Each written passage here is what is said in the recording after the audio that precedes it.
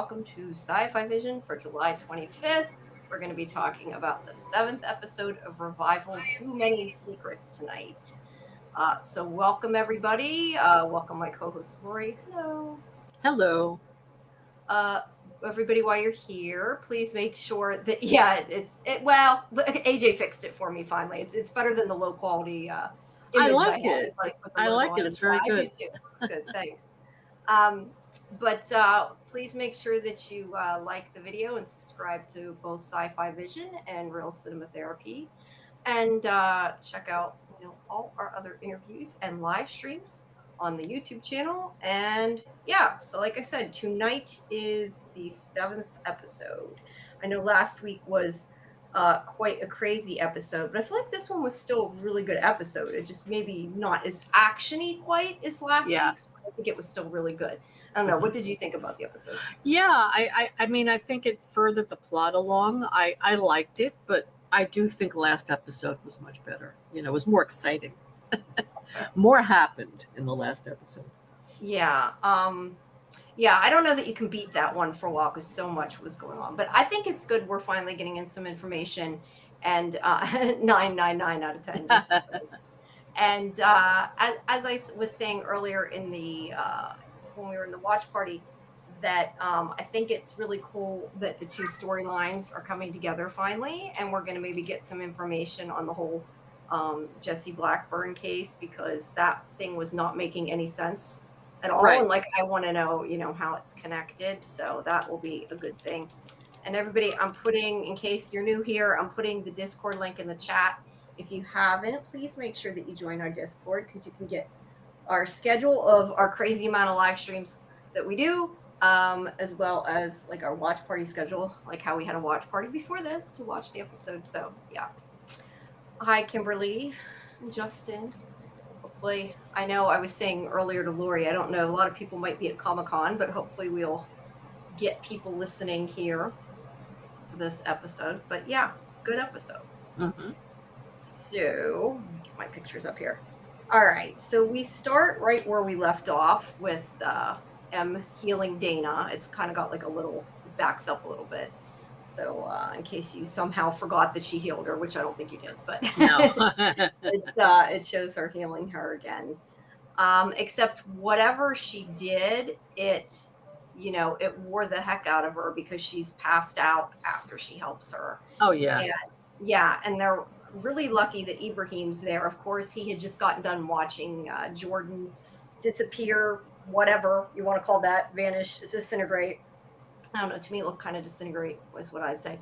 After she touched that alien-like creature, as I think Abraham describes it later, glowing creature. And so yeah, he just got done dealing with that, and now he comes back, and M's like almost passed out, or is passed out, sorry.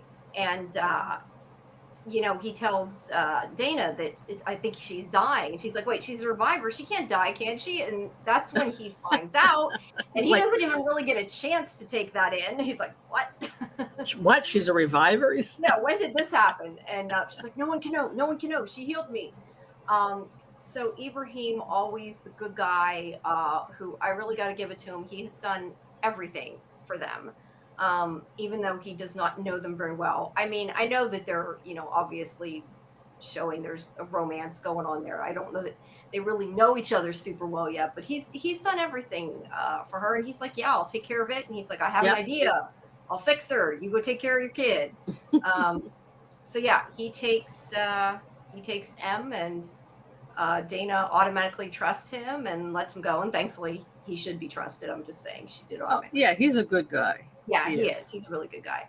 But the cops are on the way now, because there's like, a lot of dead bodies there, so they need to get out of there. So whoops. Oh, sorry, that was annoying. Yeah, so she goes out, and she's in the car with her son. Why is it, like, I don't know, maybe it's just me, but I feel like even if I just got hurt, like, I would automatically wipe the dripping blood off my face.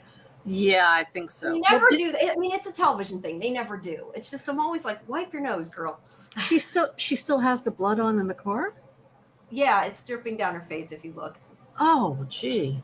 Unless, I mean, I guess it's possible she's got a cut, but to me it definitely looks like, well, they don't. I only had the one There's picture. Johnny's there. You would think she would wipe it off. Yeah, well, I think she's in a little bit of shock, but yeah, I would think she would. But that seems to be like a constant of television. They always leave blood everywhere. Yeah.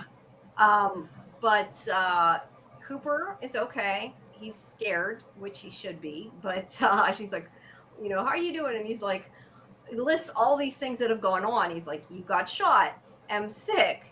Jordan poofed away, and Grandpa's going to throw Aunt Em in the reviver, whatever he says, reviver camp. And he's like scared because she's like, that's a lot to deal with. It's quite a lot. Hi, Scarlett. Thanks for coming. So yeah, I know that it was sort of a joke in the last episode with when the Czech brother, he's gonna. I saw worse than this, and I grew up all okay. He's gonna need a lot of therapy, I think, after. Oh yeah, I think he is. Well, he kept saying, "Mommy, you sure you're okay? Are you sure?" I mean, because he heard, even though he was blindfolded, he heard what was going on, and he knows what happened. So I think he's very confused. Yeah, poor kid. He's little though. I think he'll bounce back okay, but yeah, he's figuring it out. I mean, he's holding it together just as much as she is, if not maybe more so. And then, when he said that Jordan, just disappeared, he said, "You don't believe me." She says, "No, I believe you. I just don't. It's hard to wrap my head around it right now, but I do believe you." But I believe you. But if probably thinking, well, Em just healed me. Em died and came back. I will believe just about anything at this point. Right. That's what she's probably thinking. And that's what I'd be thinking. Yeah. And I like that what she said to him. She said, you lost a friend. You lost someone that you cared about. I thought that was really great that she was able to, and even though she's in shock and she's really trying to understand what happened, she had the capacity to want to help, validate his feelings that he lost his friend, because that's a big thing. She's a much better, or seems to be a much better parent than her father was. That's yes. But she's like, we're gonna go on vacation with Aunt Em, and he's like, can Grandpa come? And she's probably thinking, that depends how this goes. Right. This may not go so well. But yeah, hi Bill, thanks for dropping by. But yeah, she leaves Cooper with Jeannie, I think her name is. Yeah. Who works at the precinct.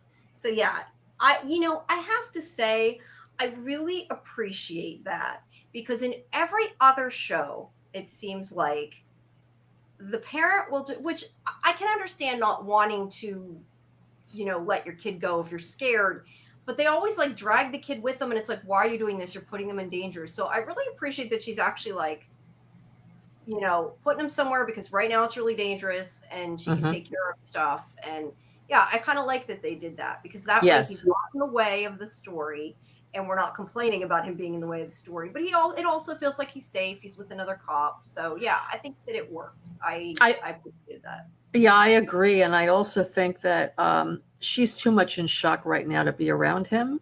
He may start asking her a lot of questions that she just can't answer. So That's so yeah, she is gonna take him for now.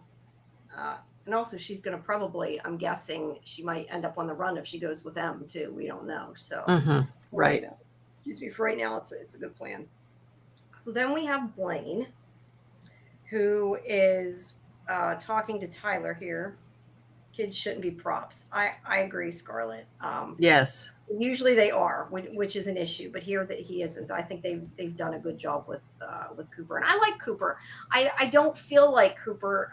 I know a lot of times we joke about it on our other show, because Karen and I tend to hate kids in TV.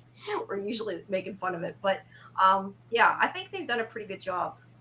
With Cooper here overall, just in the show in general, not just this episode, but just in general. I agree. I think Cooper's a good character, and he's a well-behaved kid. He is.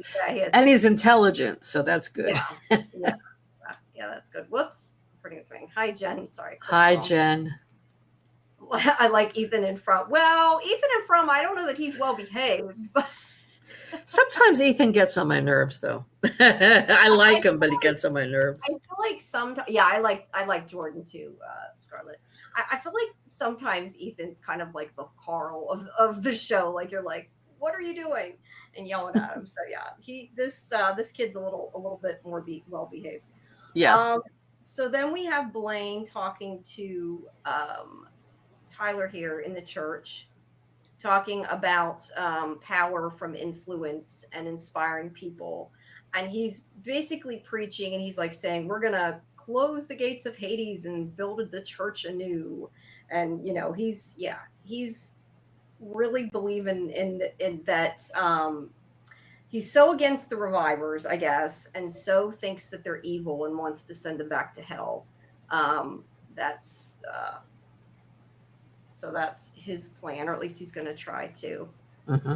Um, I agree, Scarlett. Although Blaster's a little bit older, I feel like he's not quite so young, so he's not as annoying either. And I Um, like Jordan too, but I think, as Scarlett said, but I think Jordan also was very sad because of yeah, her circumstances. I felt yeah, sorry for her, actually. She was very sweet and quiet, and you know, yeah. No, her parents were not happy she was back, and that's sad. You know. yeah, that part was really sad. But I'm assuming now she's moved on to wherever you believe she's moved on to, and Hmm. maybe Right. he's more happy. So yeah, but either way, Blaine is like, these revivers are evil. We're going to send them back to hell. He says they're going to use their avenging angel to send them back to hell. So I'm assuming now that we know, more about what's going on, I'm assuming that that angel and that glowing thing that I thought before was the furnace is one of those creatures. I mean, that's what they're definitely implying. Um, Scarlett said, I wanted Jordan to have a redemption. Maybe she had one in space with the giant spider. I mean, I think she did in a way. I mean, I don't know that she needed redeemed though. She was a little kid. She wasn't like bad. So I don't know if I'd call it a redemption so much as she finally went where she was supposed to. I guess that's how I look at it. Hmm. Yeah. So while Blaine is talking to him, we have interspersed with that um, Wayne and JP here, who is showing him the footage of M from the warehouse. And this is where I was definitely shocked at this point, because I was really thinking there, up until this point, that there was some way they were going to try to cover this up. And it's like, if she was on camera, it's a little too late, I felt like, at this point. And now we know that Wayne for sure knows about it, but Well, yeah. let me just ask you a question about that. I was thinking about that. How are they so sure from that footage that she is a reviver? I mean, yes, she was stabbing the guy and everything, but how would they know that by watching the footage? I don't know that they did. I think they're probably assuming, because she was so strong. I'm not sure which is worse, assuming that she's strong or assuming she's a serial killer. I don't know. You know what I mean? Like, I'm not Yeah, sure that one is much better than the other, but he right. clearly didn't know what was going on. I mean, JP didn't either, but he's like, "Did you know this?" And he's like, "No." I just think that's a plot hole. Like, not a plot hole, but it just doesn't convince me that that alone would be enough proof to say she's a reviver. They may say, wow, I didn't know that your daughter was such a fighter or such a, I don't know, a kung fu Well, master or whatever you want to say, but uh, why would that mean she's a reviver? The other revivers don't do that, except for Arlene. She was the only I, one that was. yeah, I would say a couple things. I'd say, one, they know that the people that kidnapped her were selling revival parts, but yes, it's still a guess. But also later, that Delish like admits it. Although how he would know 100% either, you're right. Right. Like, he doesn't either. Yeah, I mean, I his think. wife is not doing that, so why would Yeah. they? I just don't get No, that. That now that doesn't I make think about sense. it, you're right. I mean, like I said, I think the Czech brothers wouldn't have had any reason to kidnap her if she wasn't. Right. But at the same time, it's not proof. And in real life, would it be enough proof? I don't know. Maybe not. And I don't I don't know if they know she was kidnapped. She just happened to be there. So, I kind of assumed that. I mean, maybe I'm wrong, but I kind of assumed like Abraham and even Wayne there would have told people she was kidnapped because remember he went after her. He knew she was missing, so I kind of oh, assumed the whole that's police right. station probably knew she was missing. Yeah, Which is that's right. why I feel like I kind of question why there was never any discussion about she was defending herself. They kidnapped her. Like there's never anything to do with that. It's just she killed him. But at the same time, if she wasn't a reviver and she killed them and like they had raped her or you know unalived or whatever. Probably shouldn't have said the first thing on here. If it's going to block something, it's going to block that too. Nah. But anyway, if they were going to do something to her and she like protected herself, I feel like there should have been some discussion of that, and there wasn't. It's just this is an evil reviver who we got to go after now. And But Jamie, I just have to say, I don't know if Wayne told the other officers that M is missing. He went to find her, so I don't think anyone even knew she was kidnapped. I think that was between him and Dana. I guess, but I kind of assumed when with the whole thing with Brent being killed and everything that happened at the hospital, they probably had to explain something. And at the same time, he was probably like, "Everybody help us! My daughter's gone." Like I would have assumed that. You're right; they didn't say it, but No, he said he meant Dana was gone. That's another thing. Why aren't they looking for Dana? She killed Brent. No one is looking for her. And as we get further along in the episode, that woman who came to investigate, I forgot her name, she's not looking for Dana either. I don't understand that, but that's another hole to me. Yes and no, because they know that Brent's didn't they? I mean, I think they had pieced together that it was really his gun and not McCrae's. But then again, did they say that, or am I just assuming they know that? I don't know. Well, anyway, regardless, they would have to bring Dana in for questioning. What happened? I mean, you killed this man. You killed a cop. They would. You're right. I think that they skipped a lot of that for time. No, you're not. Yeah, now that I think about it, you're not wrong. I mean, so these were the little bit of pieces of the episode that bothered me. It's like you want us to believe this story, but it's not making sense.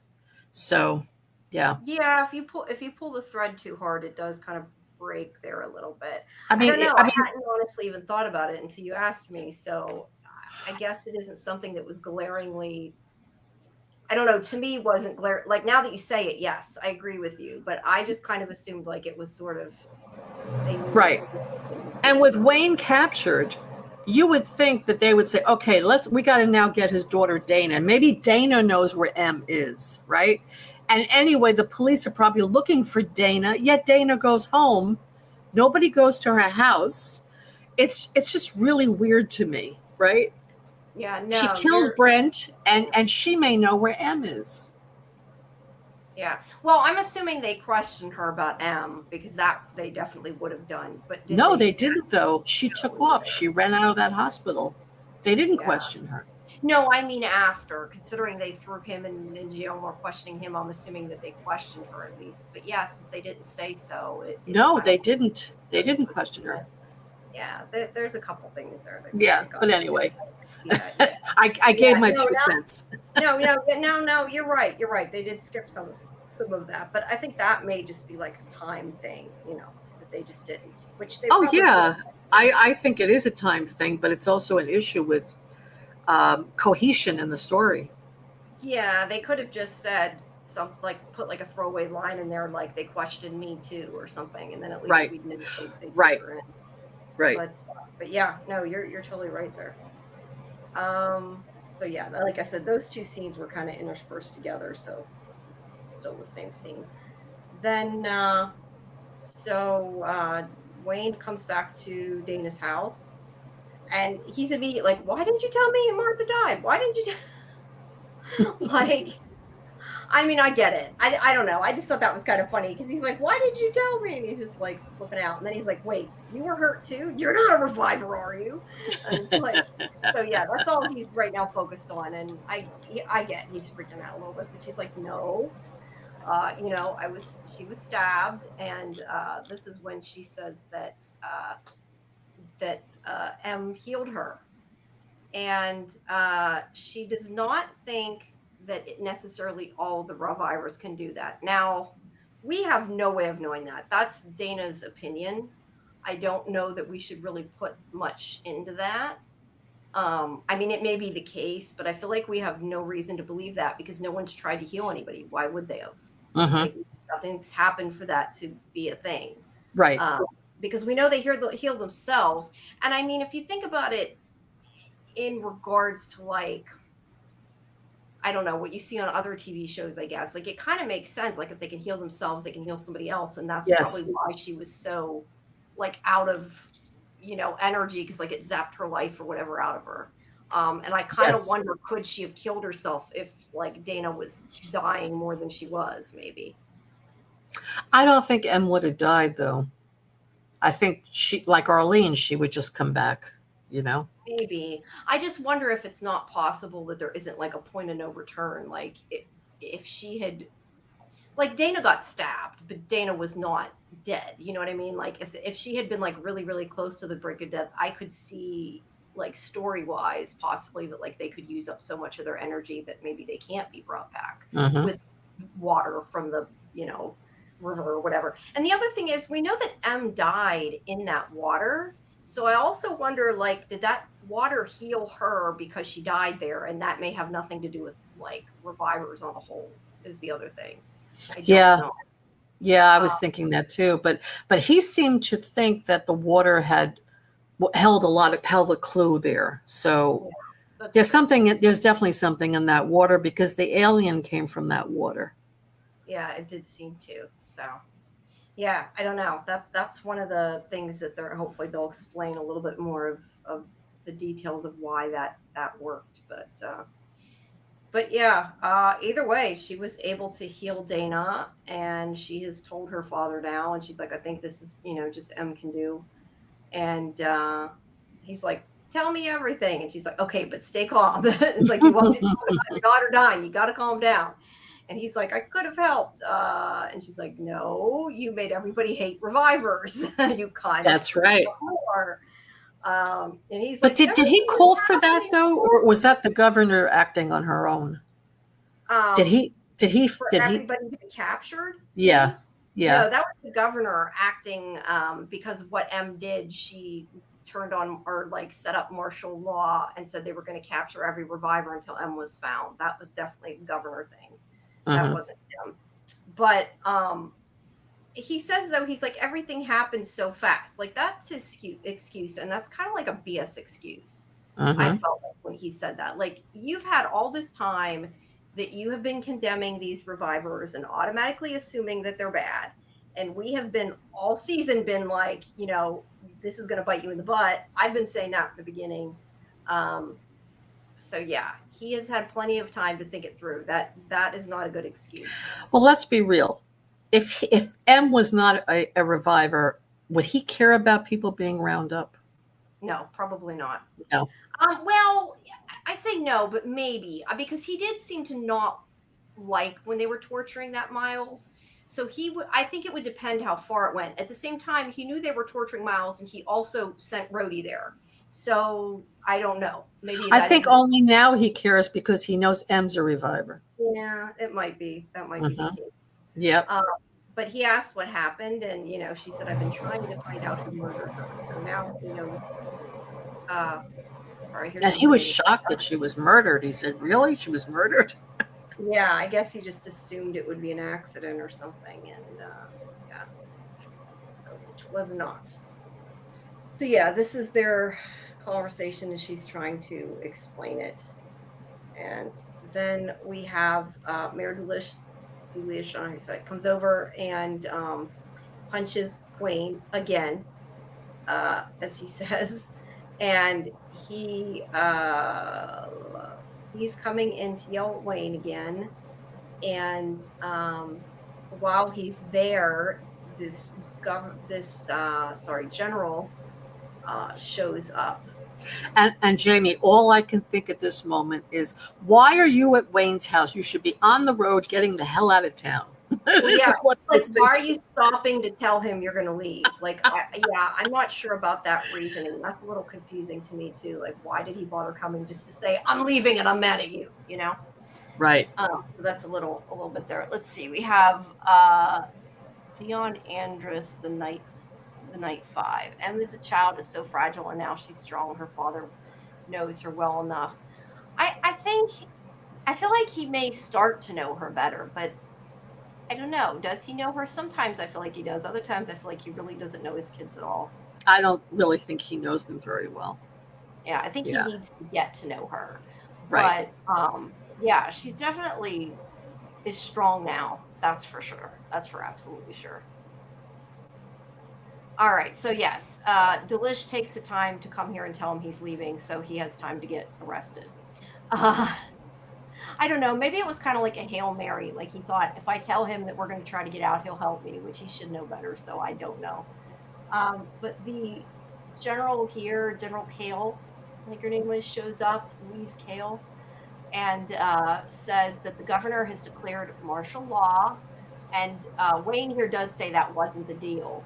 And she's like, circumstances have changed, too bad.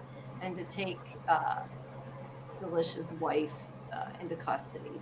And of course, he's flipping out, upset. And Wayne and her do kind of try to stop it, but I mean, there's not really time. Like it all happens really, really quickly. Right. There's the general there. Then let's see. Then we go to and they do. What was I was gonna say? Never mind. I'm getting ahead of myself. I'm looking at the wrong paragraph here. Okay, so we find out we're watching here. Has it looks like a fever. She's sweating. She's definitely not doing so great. Ibrahim is hiding her at the motel, and we hear as this scene goes on the news about her murder spree, and this is where they say that they're sending out a manhunt for the person that killed the 3 brothers. I don't think at this point on the news they've actually said who it is, but we know that we know later that they did know it was her, but we don't really know that quite yet. But yeah, I think this is supposed to be a hotel as opposed to his place. At least it looked like a hotel to me. I don't know. But, I think it was his place because. Really? It might have been. No, I just for whatever reason to me it looked like a hotel. I don't know. I know. Look that closely. But yeah, she has a fever and he's trying to help her. He swabs her mouth. I guess because I guess it could be. That's where I was saying that picture looks like it could technically be Luke. I don't know that it is. I think I'm just looking for Easter eggs. I'm like, it looks like Luke. It's a bearded man. That could be. I don't know. I see who you're talking about. Yeah, on the news. Yeah. What was her name? Not Wanda. I want to say Wanda. I don't think that's her name. Wendy. No, it's not Wendy either. Wanda. Wendy. No, it is Wanda. Wanda Peterson? From the exercise class. That was taken. Now we find out later, like this guy in the news, he's saying, my grandmother was taken and she was pulled out of her home and we were just happy she's back. Now we know after we find out, like that wasn't actually them that took her. That was Blaine and his people that took her. Right. So that was not the government. No. Well, Scarlett, you need to wake up next time when you watch it. No, I understand. No, I get you fell asleep. It's hard. We were up late, but you gotta watch the rest of it. It's a good episode. So did they take her during that meeting that was going on? No, I don't think. He said something about them grabbing her from the house, I thought. Oh. It's hard to tell because it's kind of the background sound. You really okay. But she's missing, and they're making it sound like on the news you're supposed to, I'm assuming, hi Mike, supposed to assume that it's the government, but it wasn't. We know later that it wasn't. So yeah. But there are no exceptions, and they're taking her too, or they think that. So yeah, and then M, let's see, that's the news, and then M wakes up and she tries to get out of bed and she falls. And he helps her up. And you can also see there May is on the TV talking as well. Yeah. But yeah, he helps her back into bed. Now, I took a picture of this because I kind of wondered, again, I don't know, maybe I'm just been watching too many shows looking for Easter eggs and stuff. But there had this advertisement about, called Manny's, about talking about their meat, their food, and yeah, I don't know. Now I'm thinking maybe it's just I'm like in a it's because of Scarlet. I'm in a Yellow Jackets point of view too. Um, but I kind of wondered, like, could that be who the brothers were working for? Like, could it have something to do with the reviver parts? You know, because it You just mean seems it, processing them as food? yeah, just because I question that, to me, it seemed really, really bizarre that the show gave us this commercial on a meat company. Like, Yeah. why did they show this to us? It was just there. So it's either an Easter egg or a joke or something important, I think. Now, I beyond agree that, with you because I was wondering why they were focusing on the TV after he picked her up, and the person was saying, family is everything, family's important, and they're showing. It looks like a family with doctors there, right? oh, that And part's an advertisement. They have one, I can see on the bigger monitor. That's why I'm looking at it. They have on aprons. They're like a barbecue or something. It says Manny's. oh, okay. Yeah, yeah. So yeah, I agree with you, Jamie. I think that's very, very, very astute. I agree with you. I think that there is something about meat there. Yes. I think that it's too bad Luke isn't in the chat now. He can tell me if I'm crazy or not. Which I was going to say too. We were talking about with like the institute and stuff, and about like all the anachronistic technology, and it makes me laugh because that TV is so freaking old. It looks like it's got a channel changer on the TV. And I remember, whatever, 30 plus years ago, we had a TV like that. So that makes me think it could technically be a hotel, and there's just a desk in the hotel, but he's got lots of boxes there. So if it's a hotel, he must have been living there for a while. So I think it might be his apartment. But dude, you need a new TV. But even Like, in a hotel, they have more modern TVs they than do. that. But he So needs a new TV. So yeah. maybe I'm going to buy a TV. That's my advice to you. Well, he strikes me as like somebody who's like not up on the latest trends. No, yeah, I know. It's just that TV, at least it looks like it. I'm not saying it is, but I mean, that TV No, looks it like looks it's like like 20, 30 an old years old. TV, Yeah, old really, technology. really Yeah, old. it does. So what are these drawings is my other question that are there. I mean, that's something from the CDC. I just kind of wondered, like, it sort of looks like a brain drawing or something. I It's don't just know. so hard to see it. I know. Yeah. I'm looking at like on a monitor. You guys are Yeah, looking at the little right. pictures. So yeah, I get it. It's hard to see. But let me just back up a second to the TV. The voiceover saying family is everything. That wasn't part of this meat commercial. That was something else, or was it part of this Um, commercial? I don't know. It might have been part of the news broadcast. I didn't notice them say that. So Yeah, I'd have to go back and rewatch I it. think it's part of the commercial. It So might, yeah. talks about how important family is, and then Yeah. they're talking about it's a meat for meat. So, Yeah, I don't know. It just to me seemed very creepy, and it made yeah. it.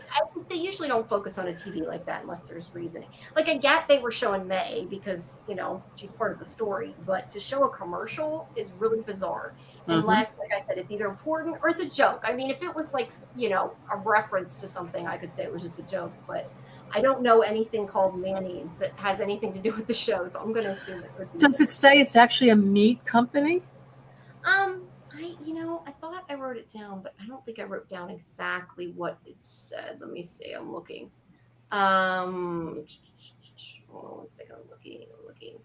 Um, yeah, I don't know. I thought I wrote it down, but I didn't. I just wrote down that they were talking about Wanda being missing. But yeah, I think there's a barbecue, and I feel like it said it's called Manny's Meats, I think, or Uh-huh. Manning's Meats. I believe, don't Okay. quote me, but it definitely says Manning's on the TV, and I think it said Manning's Meats. I Okay. watched it twice today, so I'm pretty sure. But I'd have to. I do have written down Manning's Meats. So, Okay. yeah. Well, you know what? It makes more sense now if that's the case, because why would people be buying body parts? For what reason? Yeah, you have to kind of wonder. I mean, Mhm. organs, maybe. Body parts, I don't know. I don't Mhm. know. So then we go back to the whatever you want to call it, detention center, revival camp. I gotta say, I was a little confused when I watched this the first time because Me too. it seemed like it was maybe the second person that they were experimenting on, but after rewatching it and watching the captions of who it said was talking, um, Miles, the one we know, is the one that's getting it done to him, and it's Rhodey that's trying to tell him that it'll be okay, because it says that in the captions. So yeah, they're still experimenting on him. See, And to me, it looked like the opposite because you see Miles on the floor talking through the grate, and he's saying, "Don't worry, it's going to be okay. Don't forget, don't lose who you are." He was talking to whoever was being experimented on. see, that's And it why may not have been, it may not have been Rhodey. It may have been somebody else even. well, I think I must have said Rhodey on the captions because I wrote down that it was Rhodey, and I had no reason to think that unless it said it on the captions. Uh-huh. I would have to go back, but yeah, it's a little confusing. I thought it was showing that Miles was being experimented on, and Rhodey was telling him it's okay. But yeah, you're right. I'm not 100% sure it's not the other way around. It Yeah. was confusing. It definitely was confusing. And it was So, whatever they were doing to him was very brutal. He was screaming. yeah, And even Wayne reacted when he came in and he saw it. yeah. So if either it was Rhodey or somebody else that we don't know about yet. Yeah. The other thing, did you think that she looked affected this time? I thought like she kind of even looked a little bit like she was not so sure now, but I didn't know. I wasn't sure how to feel about that. You know, it's interesting. Whoever was being tormented said to her, "Doc, I see that this is bothering you." Yeah. And she didn't respond. And maybe, I'll be honest, I wasn't looking at her really. So I can't comment on that. But if you got that feeling that she was freaked out, maybe. I got the feeling she could have been. Like, I felt like it could have gone either way. We know before she seemed to enjoy it, but I got the opinion that that guy's telling him to shut up, and she's kind of like at her, like, this is too much now. Yeah. But I mean, without actually like hearing her talk or something, it's not super clear. So, yeah. But, And it might be getting to be too much for her because they're taking it to an extreme now. Yeah, I would. Well, I mean, she tortured Miles before though, but you know, it might depend too, because maybe like if it's a prison, he was a prisoner. He was like, I don't remember if they ever said what he was in prison for. I feel like he killed somebody, but maybe I'm imagining that. I don't know. But maybe she's like, well, he was a criminal. Now, not everybody there is. Clearly, they're just put like Rhodey wasn't a criminal. So does this young kid deserve to be tortured? So maybe like torturing Miles didn't bother her, but torturing somebody else might. That could definitely make a difference. Yeah. Yeah. I mean, it didn't necessarily make a difference, but it could. I mean, it shouldn't matter the fact that he was in jail. That shouldn't matter. I mean, you know, you're hurting somebody. But in her mind, you're right. She may have rationalized it that way. Yeah. Well, I mean, I think a lot of people would maybe rationalize and not put it in as, I don't know, as much importance if somebody who was a criminal was hurting compared to like a young kid. Oh, well, yeah. I'm just saying I could see that as being. But I also, I mean, look, Ibrahim didn't like that Miles was being hurt, and he knew he was a criminal. Yeah. So I just think though that anyone that has humanity in them doesn't want to see somebody suffer. Even people that are sentenced to death, the death is usually very quick. They don't make them suffer. No, they don't torture them. No. I mean, you see something like the Green Mile, and I would say, they have tortured people to kill them. I don't know. But yeah, now it's not like that. And it's not, they don't do that. It's funny with the Green Mile because most of the officers were really nice, but that one officer, Percy, I think his name is. Huh? It's Doug Hutchison. No, the one who was Percy. He was in X-Files. What's the actor's name? Doug Hutchison. Oh, Doug Hutchison. Yeah. Yeah. He was so I mean, you hated him. He was so horrible. He purposely made it so the guy suffered. Purposely. Yeah. Right. Yes. He was sadistic. It's interesting. But anyway, I think nobody wants to see somebody suffer. So he's not being experimented on. He's talking to whoever's. That's why I was confused, because I thought that they were calling him over, but yet he was against the wall. Yeah, that's why I was very confused. Which I think that they should have shown her inject whoever it was, and then it would have been a little clearer. Yeah. All right. So Wayne comes in with General Carroll there, and she's asking him if he knows anything, and he's not really saying anything. Now we know she already knows about him, but Yeah. he doesn't know that yet.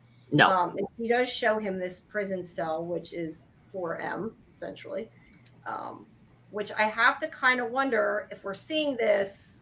Is it like Chekhov's gun? Like she's going to end up in there. I feel like at some point. I mean, maybe I'm Mm-hmm. wrong. That's kind of what I feel like.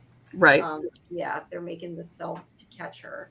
And as they're going down the hall, Delish comes up and he admits to Wayne that, yeah, he told them about M because it, like said that she'd give him, I guess, and his wife protection. And so he threw them under the bus. And he's like, you didn't care about our family.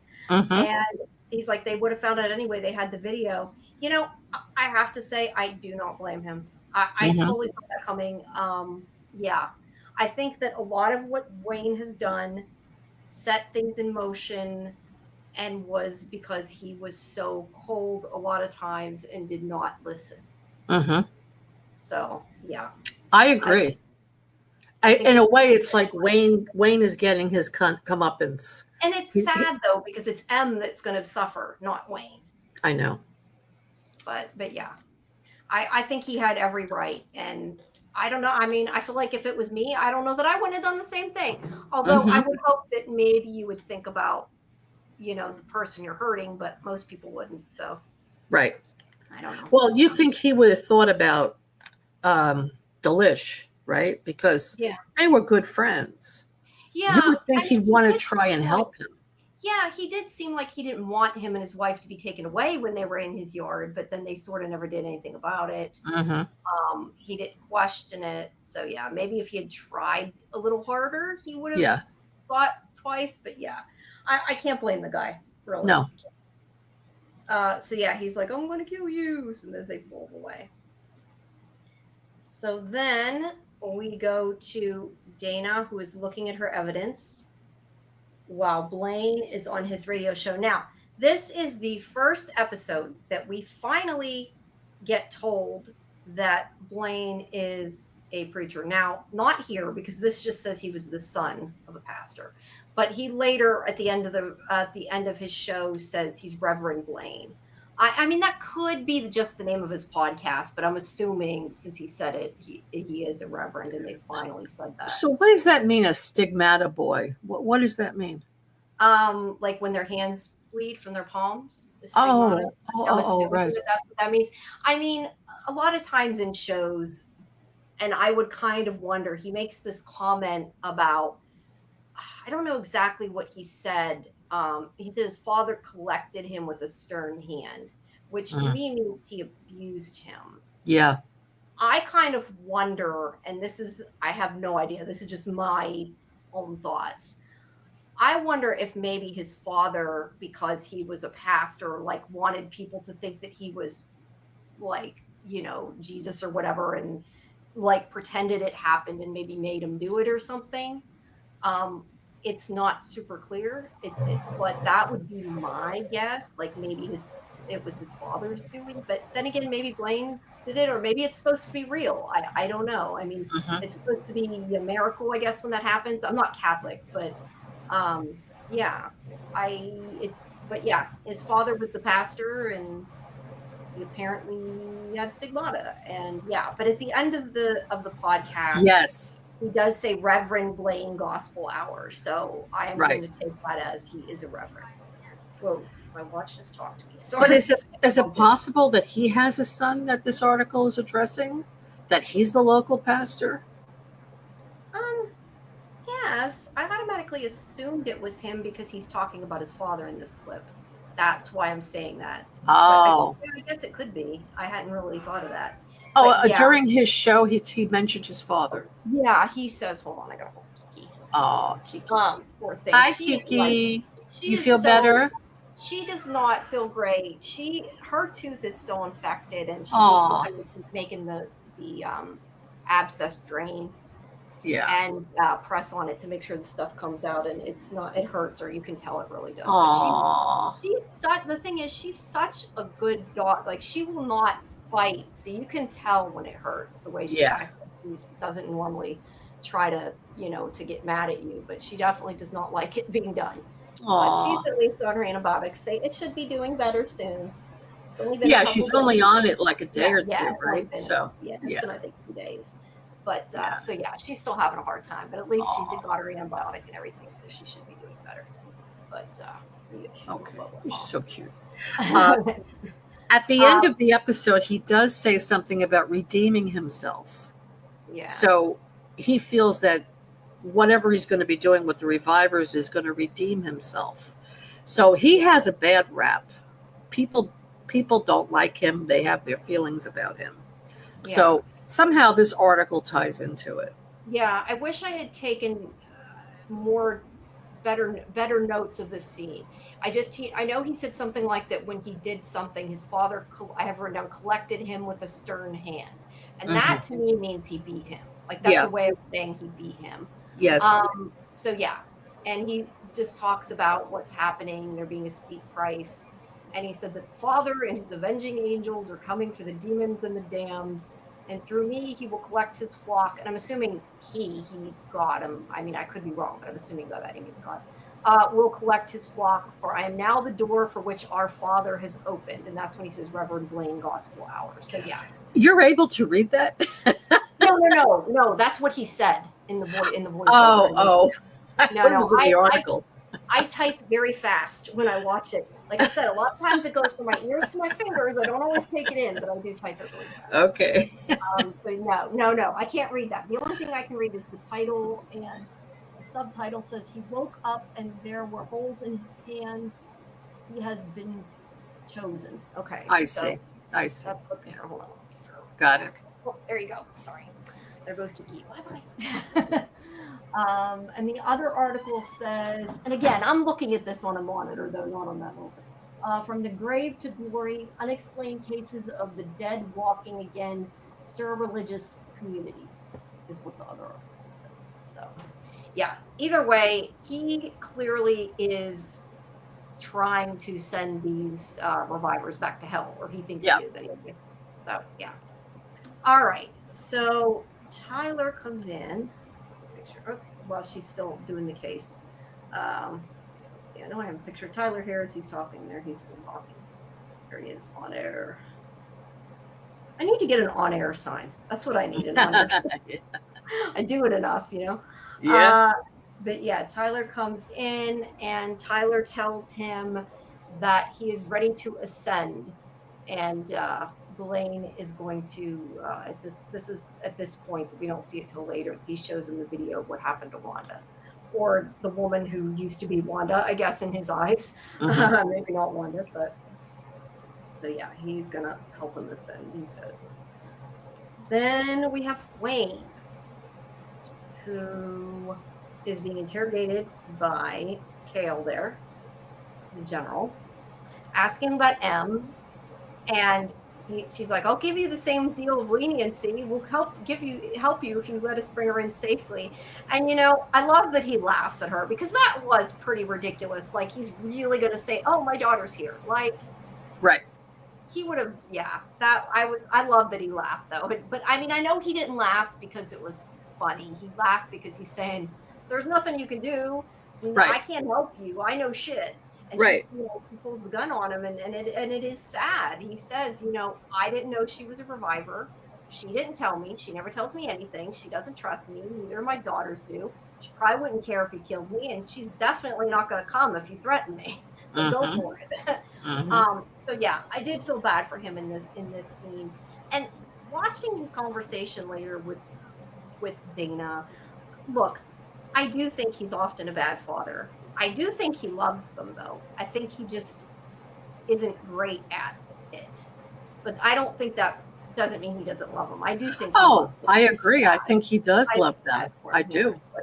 I just think that he doesn't know how to show it. Right. And I think that he doesn't always make the best choices for his daughters. But Right. when he says later that he did everything for them, I do believe him. I believe he thinks that. I'm not saying that like Yes. he really did the stuff for him, but I definitely think Right. he thinks that. So. He thinks that. Now, just to back up here, Kale, this lieutenant, what is she, lieutenant? General. General. She would say, "Oh, so neither one of your daughters talk to you, but they talk to each other, right? So let's go find Dana and ask her." That would have been a perfect line there. Yeah. You know. But to be fair, I kind of wondered because this is something that they didn't explain. Like they follow him and he goes to Dana's house. Like they could have already been watching Dana's house. We really don't know they weren't.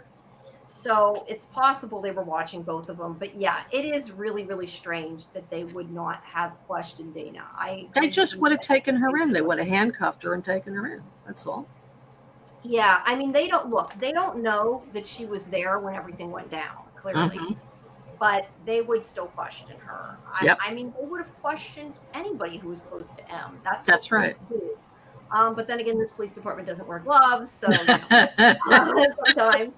So yeah. Yeah. Yeah. That's now it didn't annoy me until you started bringing it up, and now I'm like, shit, that's really. No, I agree. That was a little weak there that they should.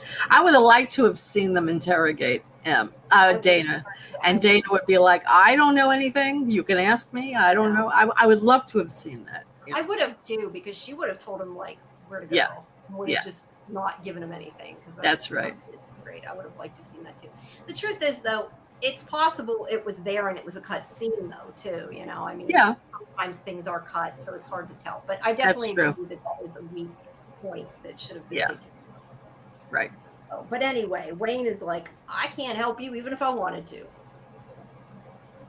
And so there's Dana whenever she sees that, or no, that's not quite when he gets there. Sorry. She's looking outside. There's helicopters.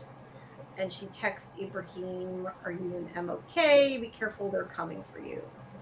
So it's then that we jump to M again, who is still has a fever, is still shaking, is still not doing great. And he's like, this is I think he actually says it, but this is basically his Hail Mary. And he's like, I've been, looking at this water. There's something going on there. Try to drink it and see if it does something. And he gives her this disgusting green slop. And she drinks it. Well, he kind of makes her drink it, but she drinks it. And then it does show his lab there, his little mini lab. But yeah, she almost immediately sits up. I mean, she's still not doing great, but it clearly had an effect on her. So that water has healing properties. Maybe. I still wonder if it's like her in particular, just because she was killed there, but that's my own theory. I really don't know. Because he does say he thinks that, like, he does seem to think that that's to do with Revival Day, the Moore Creek. So yeah, I don't know, but I don't know. We don't know. Like, he thought it was part of Revival Day, but I never quite understood like why he took the water sample, because I didn't think a lot of what happened right around the water, but maybe I'm wrong. I don't know. The only thing I know that happened in the water was M died. And we don't know how the other people died. We know Miles died in the prison. Yeah. But a lot of the other people we don't know. No, we don't. We know that Delicia's wife killed herself. Right. I think that's the only we know. We don't even know what happened to Jordan, do we? I don't think we even found out what happened to Jordan. No, we never found out. I think she was sick, but we don't really know what she had. Yeah. But at any rate, she's doing a little better, and he's able to help her hobble out of there before they can get there. And then we go back to Dana, and her father comes in, and he's like, whoa. She thinks it's somebody else, obviously. But yeah, she pulls her gun on him, and he tells her that they're watching him, hoping that he'll bring them to Martha. And she's like, why are you here? And he's like, I wanted a drink, and your place was closer.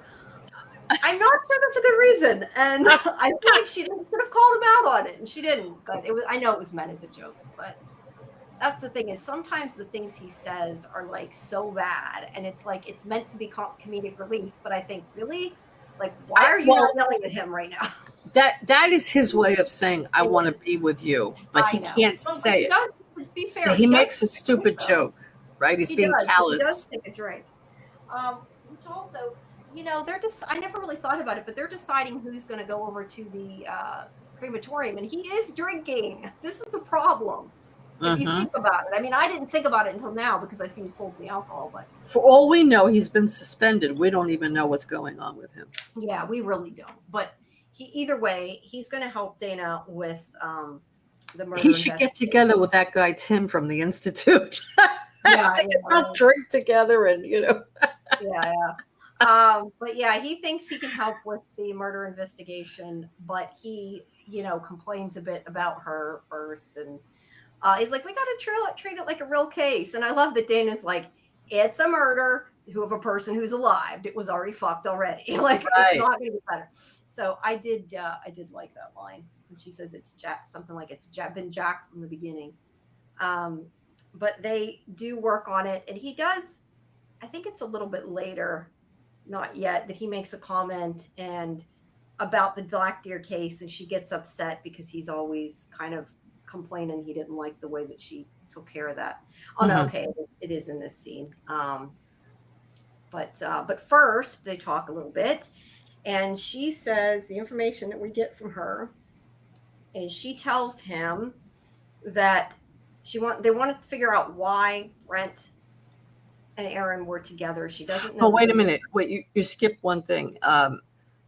He said you let him go, right? Yeah, no, that's like a couple sentences away from this. That's why I was saying this Oh, first. oh, She says they talk about the shooting, and she says that she thinks that Brent shot her and Aaron because one of them knew who M's killer was, and the other one was close to it, to figuring it out. mhm. And he's saying, could Brent have killed M? And she says, or was he hired by someone, because she thinks that Aaron was working with the killer, or Brent was working for the killer. Right. I'm not sure that's a huge distinction, but that's what she said. And this is where he says about the Black Deer case, and he says that basically you had him and you let him go, and he still Mhm. hasn't gotten over this. And this is where she's like, no, I let him go because I knew he loved his daughter. I knew he didn't kill her. And yeah, she says something like, he was a dedicated, loving father that I learned no thanks to you. So yeah, she believes that this Jesse Well, Black. she said more harsh words than that. Actually, Yeah, she said you're a shit father. She said that. basically, yeah. Yeah. She said that she knew he wasn't, and that he didn't kill his daughter. And she asked why Wayne always makes it hard. She's like, is it because I didn't listen? Is it because I got knocked up and gave you your beautiful grandson? Or do you think it's my fault that their mother died? Like, she knows he blames her for that. He says he's never said that. That's just what she thinks. Whether he has blamed her or does blame her, I don't know, but he won't talk about it. That's the problem. And he's like, talking about it doesn't bring back the dead, but he clearly needs to talk about it.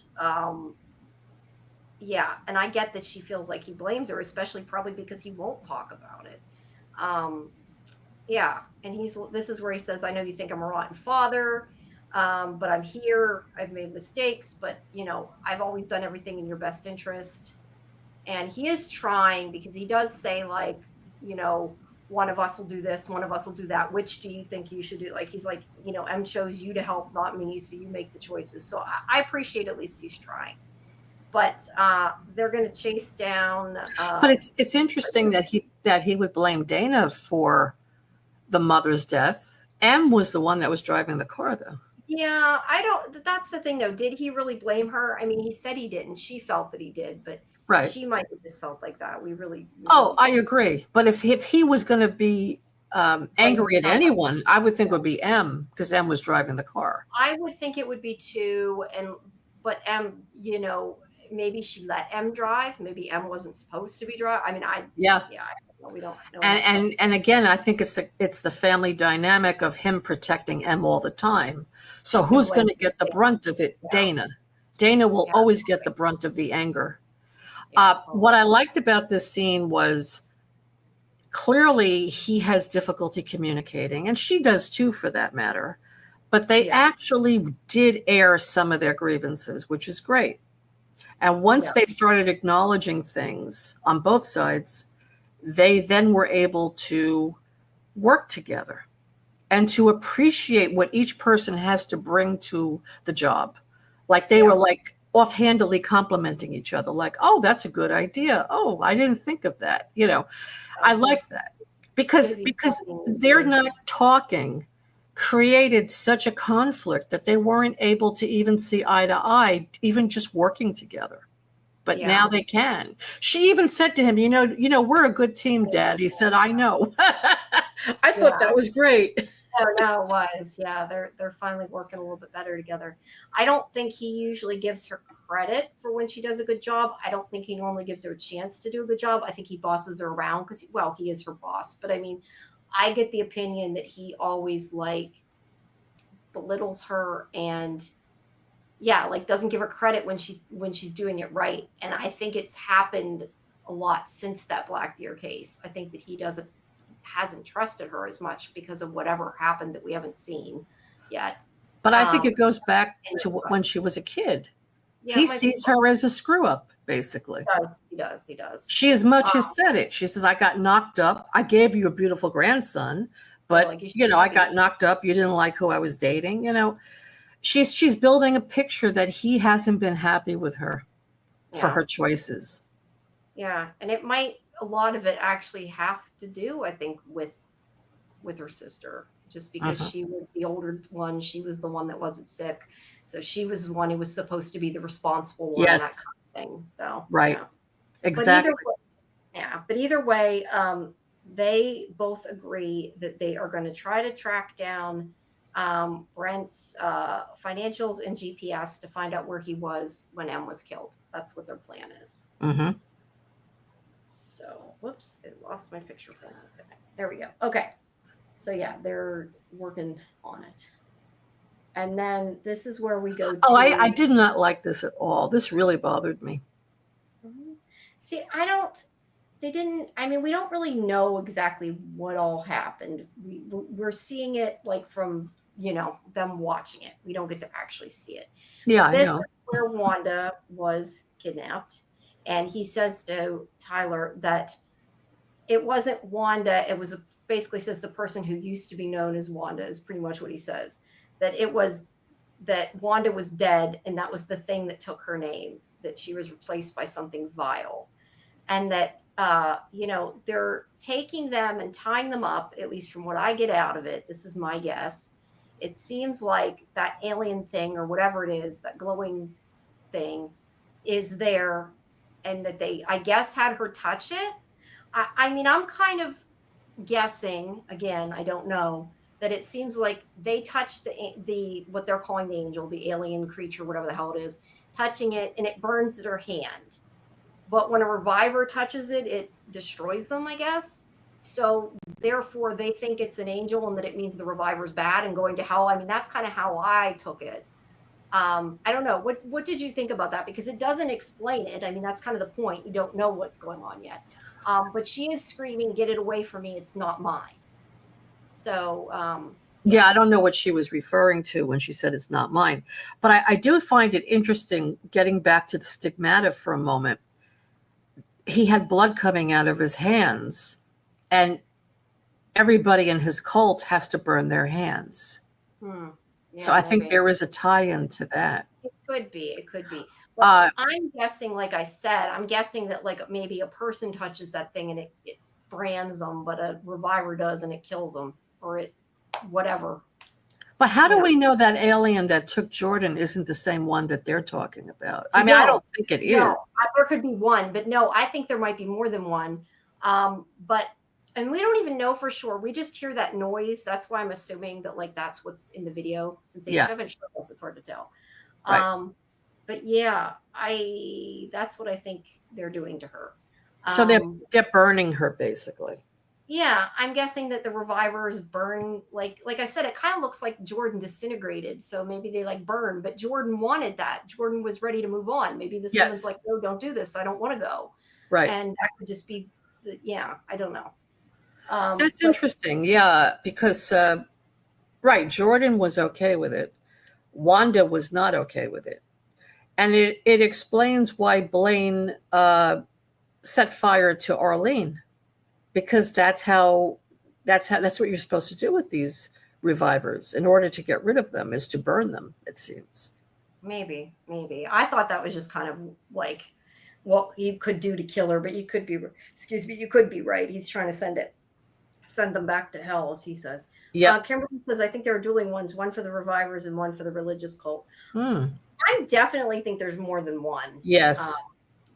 I mean, yeah, I don't know. I have, I think, a little more of an idea just because of what I accidentally read about the comics. So I'm being very careful what I say and only going by what I thought when I saw this. So yeah, I really did not have a whole lot of an idea until I had started looking up stuff and Well, found out. well, Wayne had not Wayne. Luke had mentioned something about passengers and creepers. Yeah, the comics calls them creeps. Right. I don't know if they ever say passengers in the comics. I just know Luke called them passengers. I guess that's what they're Right. calling them on the show. Right. So I have to kind of question him saying that. Like, what does that mean? Like, why are they passengers? Like, or are somebody passengers on them? I don't quite understand what that means. That's what I got out of it. Like Jordan was the passenger on this creature.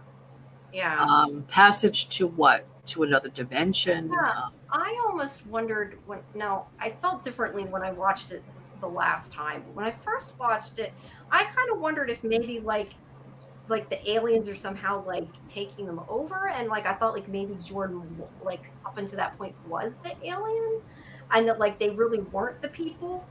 But I don't think that anymore the more I like watched it, because I think they really are the same people, the revivers. But at first I thought maybe like they were aliens that were, looked like the revivers. But yeah, I don't know. It's very confusing how the two are Mhm. connected, but I do think probably they're having her be burnt by this thing, whatever this Mhm. thing is. And they definitely look like aliens to me. I don't know. Yeah, they do. They're they're also different. Like they're not like an alien I've seen before. So I like that. It's a Yeah. unique design. And do they all look the same, I wonder? Um, yeah, I guess that's true. They could look different. I'm kind of assuming they all look the same, but I don't really know. That's a complete guess. All I know is we hear that like noise that I think represents the alien, and we see the glow, and we're assuming that's what it is. Right. But when she said, I don't have it, it's not mine, what was she talking about? Yeah. Well, no, she says, "Get it away from me. It's not mine." So I'm assuming. I mean, she might. Does she mean it, or does she mean something else? That's what's confusing. I Maybe don't she know. meant the alien. Maybe that's Get what the I'm kind of alien away wondering. from me. It's not mine. It's Yeah, not I. mine. It's very confusing because it's Yeah. not part of the know. I like that there's this mystery Oh, aspect to it. yeah. I mean, that's fine. Yeah. Well, I like that part. That's part of the Um, mystery. yes. So now they are still going through things, and this is where I wonder if that picture that Romy posted is on this board. I never thought about it. I was saying earlier, the reason why I was looking at that video and wondering if it could be him is because Romy posted this picture. It was just like a behind the scenes picture on Twitter of a wanted poster, and I'm pretty sure it was Luke. It looked like Luke, and I tweeted I thought it was, and he didn't really answer me, but the way Oh, he answered me makes me think I was right, and it was. It sure looked like him. Which I like when they do Easter eggs like that. But I wonder if it's on this board. I kind of assumed it was at the precinct, but I don't know. Maybe it's on her murder board. Who knows? Honestly, those two photos on that board look like the same person, so I don't know. yeah. But they are working, and I lost where I was. Okay, so she talks about getting JP to steal Brent's notebook. Now I meant to right before we started go back and get this out of the captions, and I didn't get to.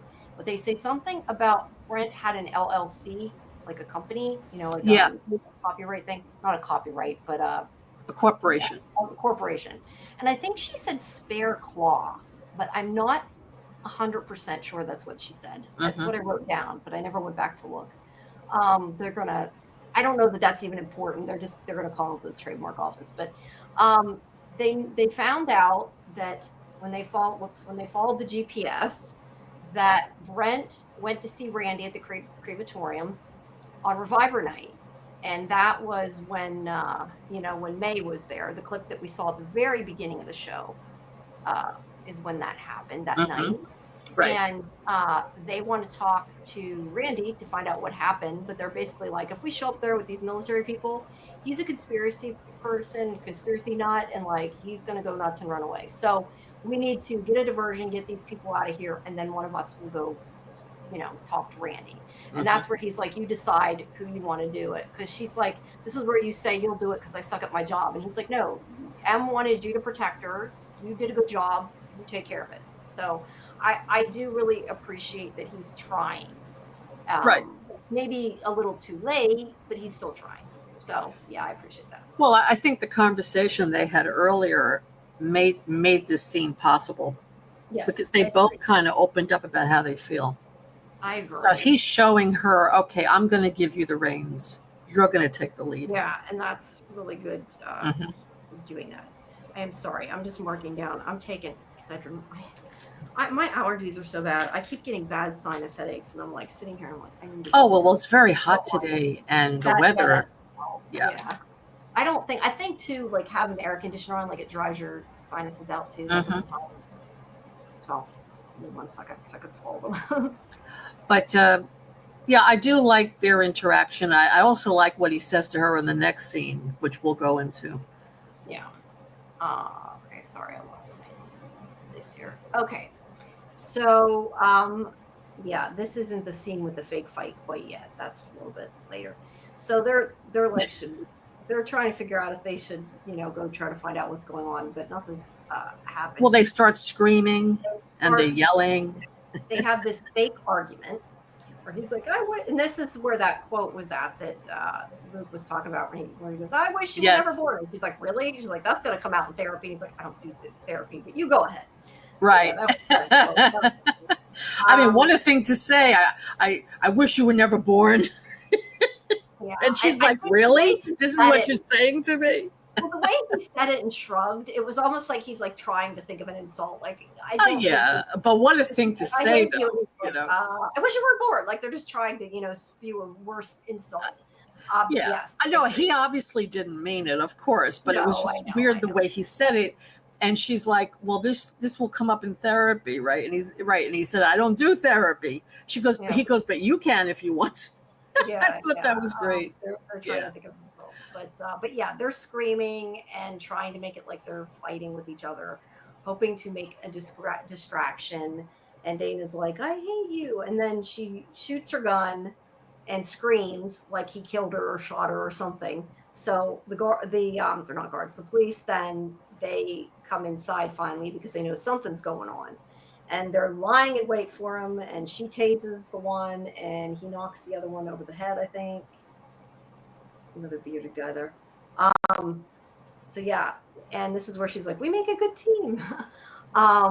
But yeah, they knock him out, and she's going to head to the crematorium, and he's going to, I guess, stay there with his gun on them until they arrest him. I don't know.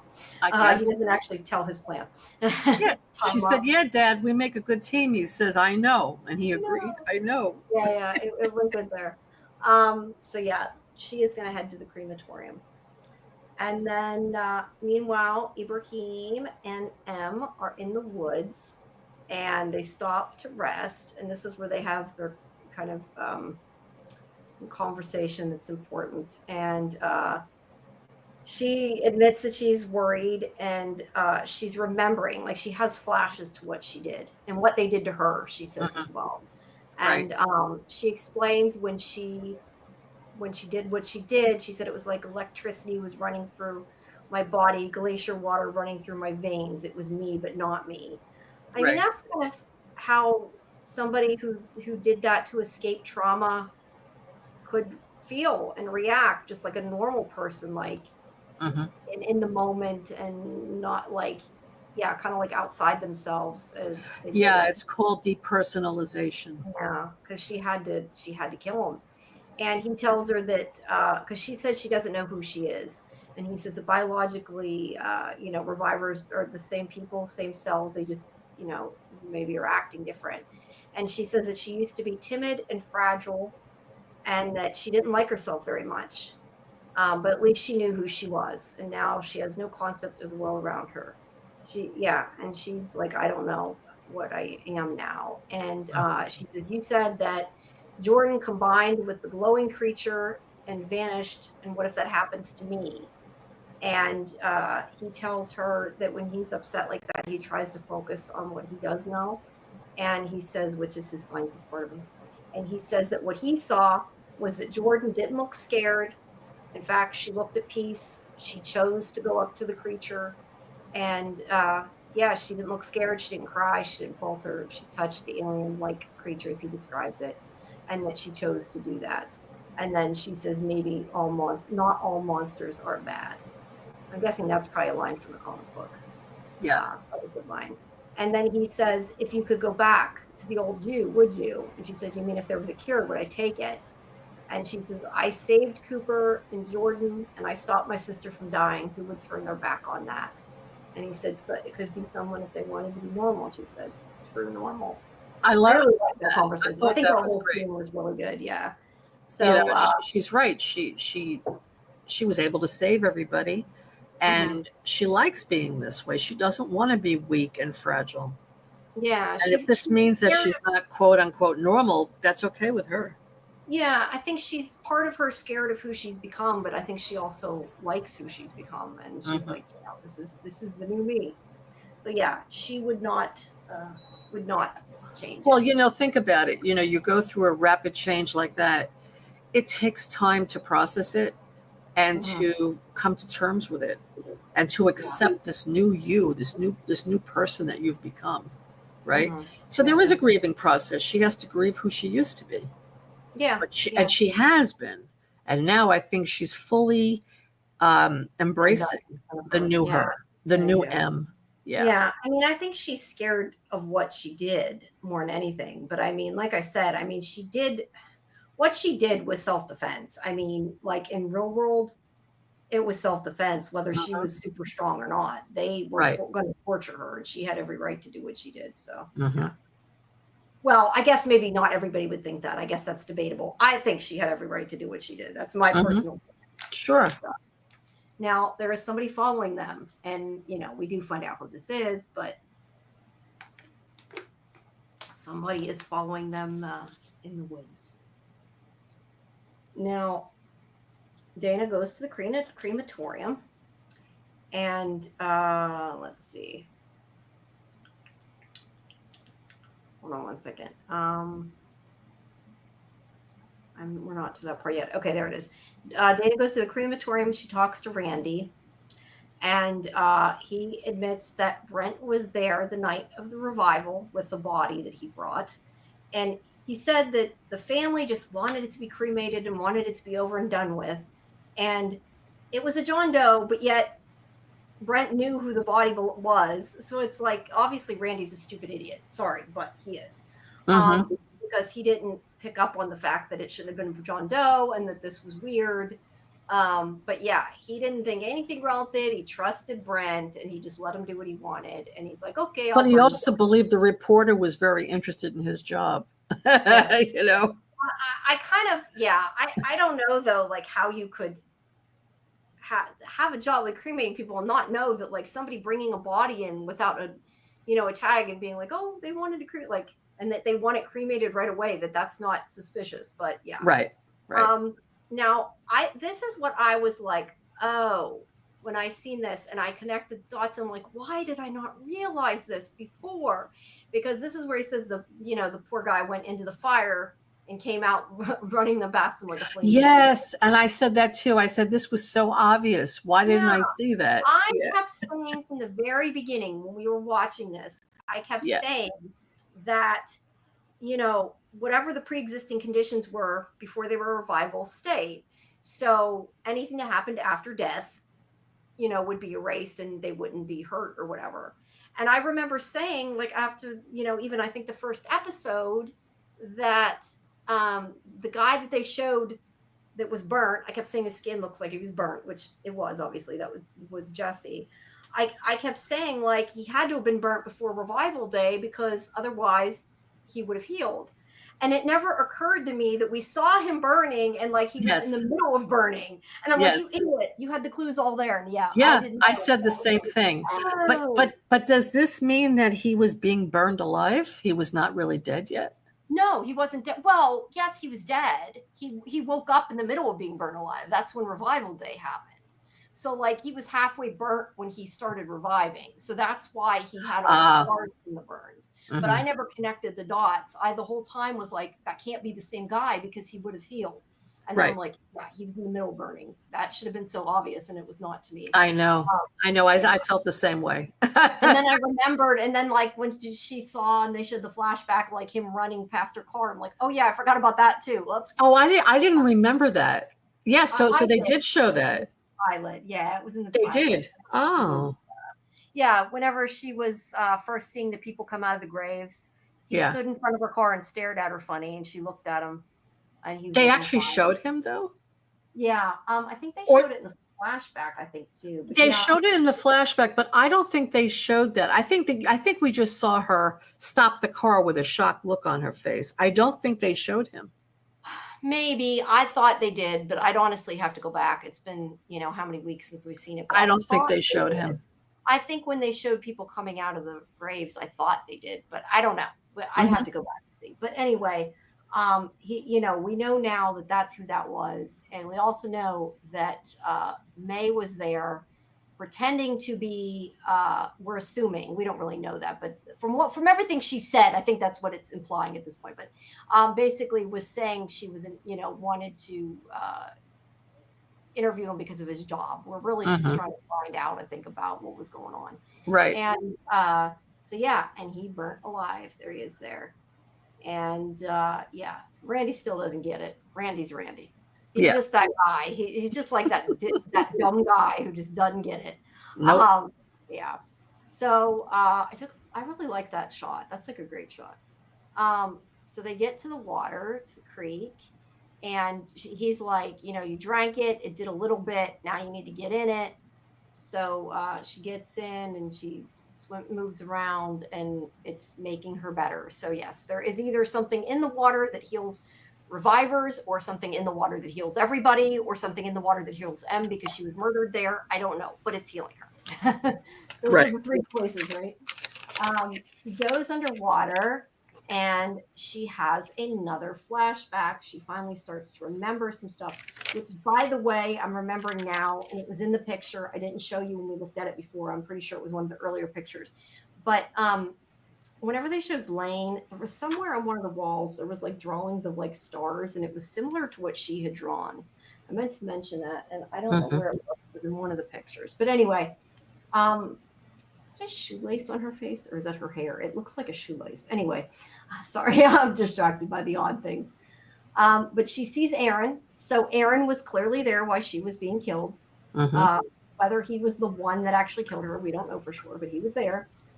And then she superimposed sees Aaron scream, or Ibrahim screaming. And I'm assuming they didn't outright say this. I don't know, but I think part of that was supposed to actually be what was happening. He was yelling when that guy was knocking him out. Did you take Yeah. it that way, or Yes. Yeah. okay? I just want to make sure you did too. And then she sees this thing, Hmm. which now I have a good picture of, so we can look at. I wanted to talk about. I mean, it's got some kind of animal skull, Mhm. and it looks like a goblin or something on it, and some kind of like runes on the skull part. But it's a Yeah, person wearing that. yes, it's wearing a mask. It looks Mhm. like some kind of ritual cult thing. Yes. Um, Yes.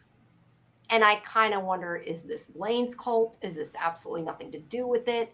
Um, yeah, I don't know. We don't know yet, but this obviously somebody who's doing some kind of ritual, or Mhm. is I don't know. And like I said, could just be in a cult, but it's weird. Is there something written on there? Yeah, it's got like runes on it. It looks like. No, on the nose part. Yeah, it to me, looking at it on my monitor, it looks like some kind of runes. It looks like N, and then like kind of like a B, and then like a Yes, sideways. Yeah, I don't think it's actually letters. I think it's like runes or symbols or something. I don't I think it's see. like. Um, and then yeah, M's like, oh shit, she remembers something, but Ibrahim is gone. He is on the ground over there, unconscious, and this guy in a mask is like, eh. Oh, he's wearing the black ski mask. There we go. Yes, the black ski mask. They gotta quit selling those black ski masks, man.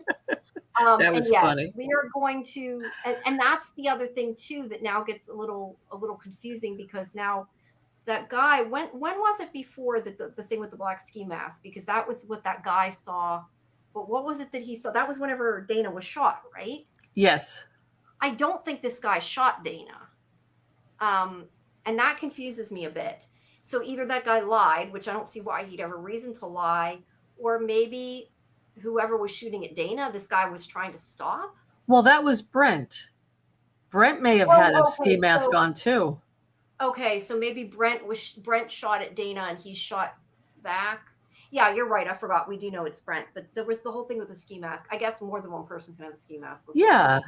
So well, that's when Lester, that guy, said they shouldn't sell those masks because anyone can buy them and do this. So that was the hint right there. Anyone can buy them and use it.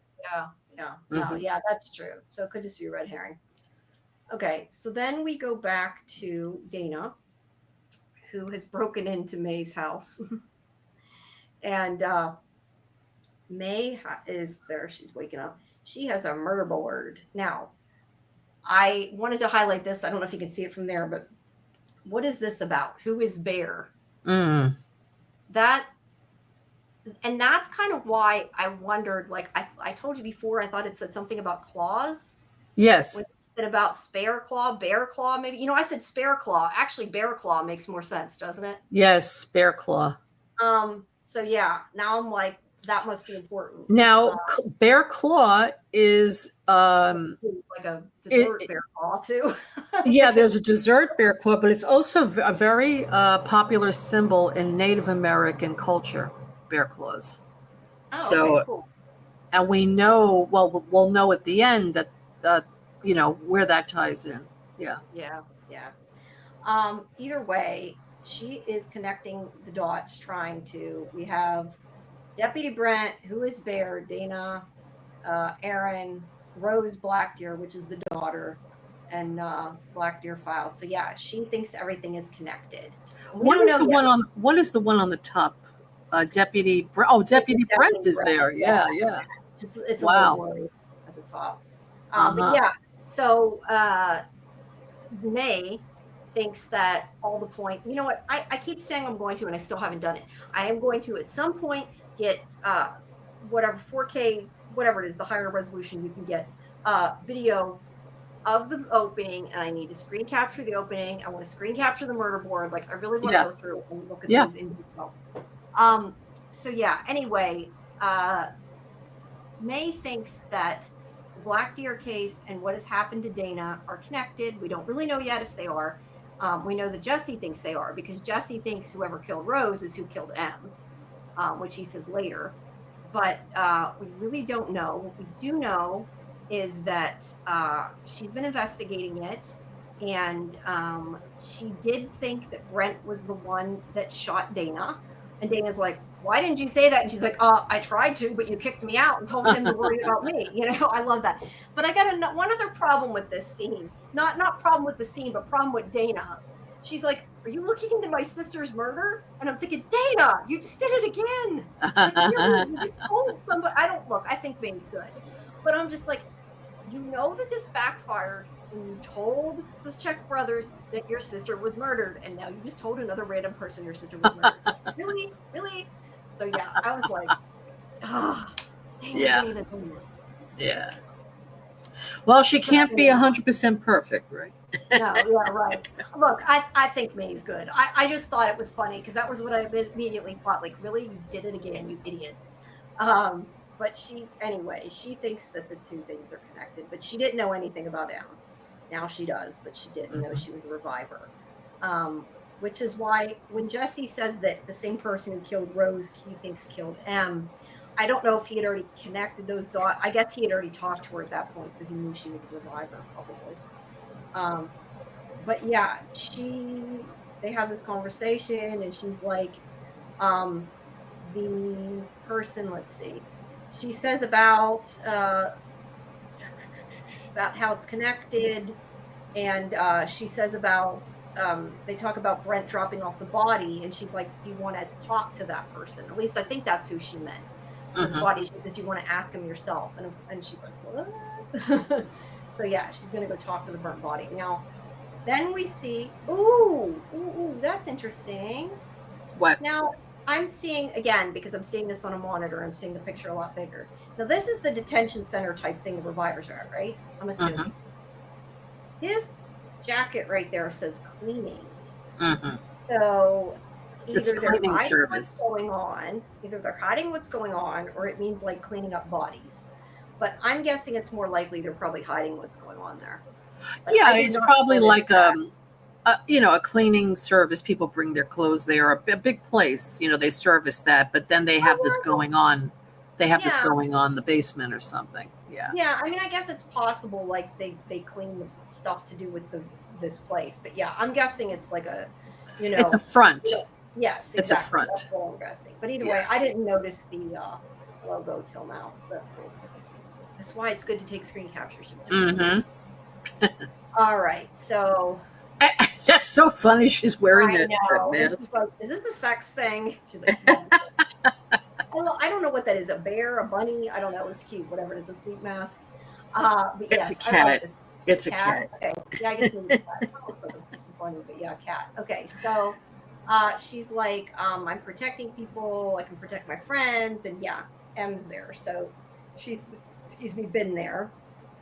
And like I said, I guess Jesse already was talking to her and knew about her being a reviver at this point.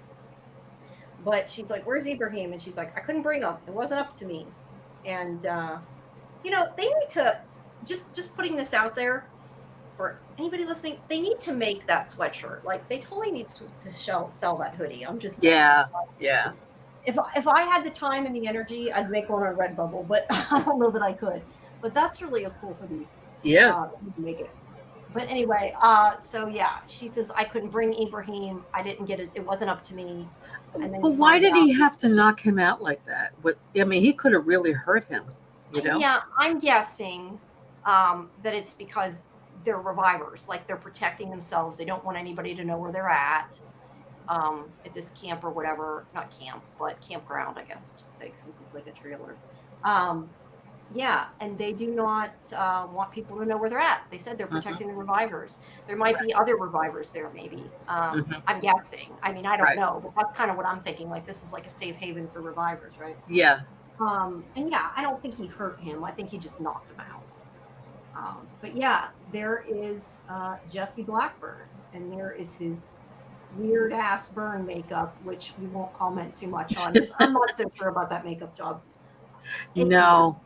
I um, thought it was a mask when I first saw yeah, it. out of everything, I think like 99% of the effects on the show is really good. I don't love that makeup job. Yes. I really don't. Right.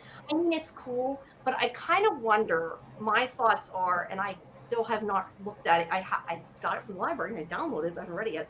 I kind of wonder if that's like in the comic, and they maybe wanted to recreate the look in the comic. Like that, I would understand because comics are very stylized. So Yeah, I'm guessing it might be they're trying to recreate whatever was in the comic. it's possible, but a burn like that, first of all, it would be very red, okay? It would. And it wouldn't be even. It would be Well, all jagged all over. yes, but a lot of it, the only thing I have to say, playing devil's advocate though, it would be healed more than normal burn would because they heal after. So it would be like it was a really old burn, right? I would assume. It's not like a new burn. So I could say But how maybe do we know he was really dead? He may not have really have been dead.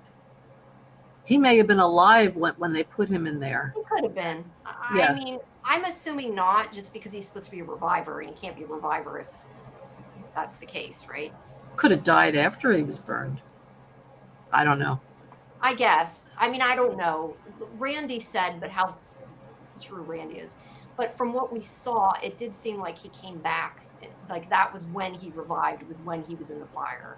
So Uh-huh. I'm going to guess he was really. Plus, also, wouldn't a coroner, even a stupid coroner, wouldn't they at least know if the person was dead? Usually. Not always. I know sometimes things happen. Well, this guy, I mean, Brent just brought him there. There was no Yeah. coroner. Brent could Well, have not knocked him coroner. out. Not coroner. I'm saying coroner, not coroner. the crematorium. I would think that if you worked at a crematorium, that But even if you're a stupid person, like you would check and make sure they're really dead, like in why? general. You have a police officer bringing him in, saying the guy died, he committed Yeah. suicide. We want him cremated immediately. And this guy's an idiot. So he's like, I, okay, Brent, if you say he's dead, I'm not I gonna guess question you. I feel Boom. like no matter what, you would automatically, if that's your job, you would always check to make sure the person's not alive, because then Well, you'd be you'd safe. hope so. You would hope so, yeah. You'd hope so. But I don't with know. this guy, I don't He's know. not the smartest bulb, so it's hard to tell. But anyway, Yeah. I am going to assume, because we are believing he's a reviver, I'm going to assume he was dead, because he can't be a reviver if he wasn't dead. I'm just, yeah. Could I be But if wrong? he I don't was know. dead, My if thought. he was dead, and then he came back to life, and he happened to be burning at that moment when he came back, I would think his skin would have healed up then. Well, no, that's what I'm saying. I think, and I could be wrong, but I think that like the idea was that what they've said is that anything that happens pre-death or pre-reviver, not pre-death, sticks, right? No, pre-death, not pre-reviver, pre-death. That's not what they said, because that's why M said if she had jumped from the bridge, all her bones would have been broken, because her bones would have broken before she became the reviver. At least that was my understanding. Maybe I'm understanding it different. I don't know. I think that it's pre-reviver, meaning he had to be dead and he had to be partially burnt when he came back to life in order for him to revive and be part burnt. Because if he was dead, if it was pre-death and he was dead, then yes, all the burns would have healed. So he had to be in the middle of burning for them not to heal. That's how I take it. I don't know. I guess that's something we need to ask. Yeah, I think Ask the so. comic book. We need to read the comic book and see the details. It's a little That's definitely how I see confusing. it. It is. But yeah, because otherwise, if it was pre-death rather than if it was pre-death rather than pre-reviver, I would think that they wouldn't have had the whole thing with M would have had all her bones broken. Like, because if she was dead, it wouldn't have mattered. You know what I mean? Yeah, I don't know. but if her, let's face it, if her bones were broken and she came back, they still would heal because she always healed. It would just take longer. Well, she Right. would have healed like a normal person, yes. But Right. if she had jumped off the bridge, all of her bones would have been broken. Like Mhm. she would have been like not able to move.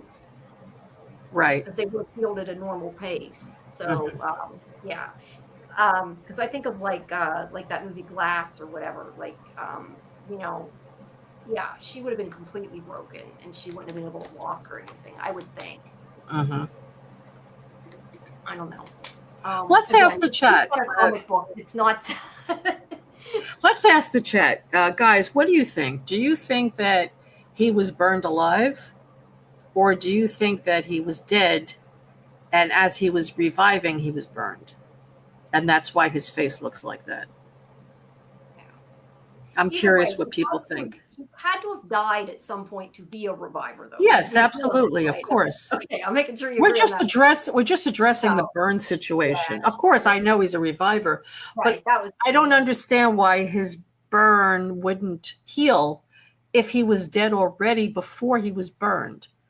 I just don't understand that part. I know what you're saying, but it's not Right. sitting right with me for some Well, reason. no, that's why I'm saying like that is why I think it has more to do with when they become a reviver. Like anything that happens before that moment is there. They can't change. So Mhm. like if he was burning already and his body was already burning, whether he was dead or alive, if it was burning before he started reviving, that part wouldn't heal. But anything that burnt after that would heal. At least that is my take on it. I don't know, but that is my understanding. So, in other words, anyone who was died and was cremated around Revival Day, they they would have couldn't stayed come alive. back. They couldn't Yeah. come back because they'd have no body. Yeah, I would assume so. But you know, they can't be in. Well, yeah, because they could have only been dead like 2 weeks or whatever, so their body Yeah. wouldn't have paid anyway within 2 weeks. So yeah, Mhm. yeah, I don't know. That's a good point though. If somebody had been cremated, maybe they couldn't have come back. I hadn't even thought about that till you just Mhm. asked it. But Mhm. again, it's based on a comic book. It's not, you know what I mean? Like it's not a fantasy. No, book. I know, but I mean, but they're telling us that anything that happened before you died is still with you. Yeah. So in other words, so she had that bone disease. She still has it, but she heals very quickly. Right. But she still has the disease. She still has it, but she heals quickly. But anything new, you won't have anything new. Right, Like which is why the breaks heal, because she's a reviver. Right, But like right. if she had broken her bones right before she returned in a reviver, they wouldn't have healed like that.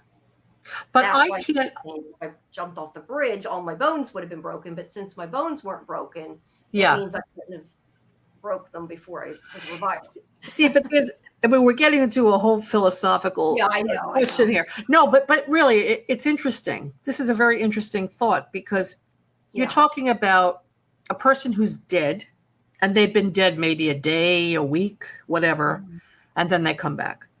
Mm-hmm. We don't know how long this guy was dead. This guy could have been dead a half an hour, hour, a day. Yeah. We have no idea.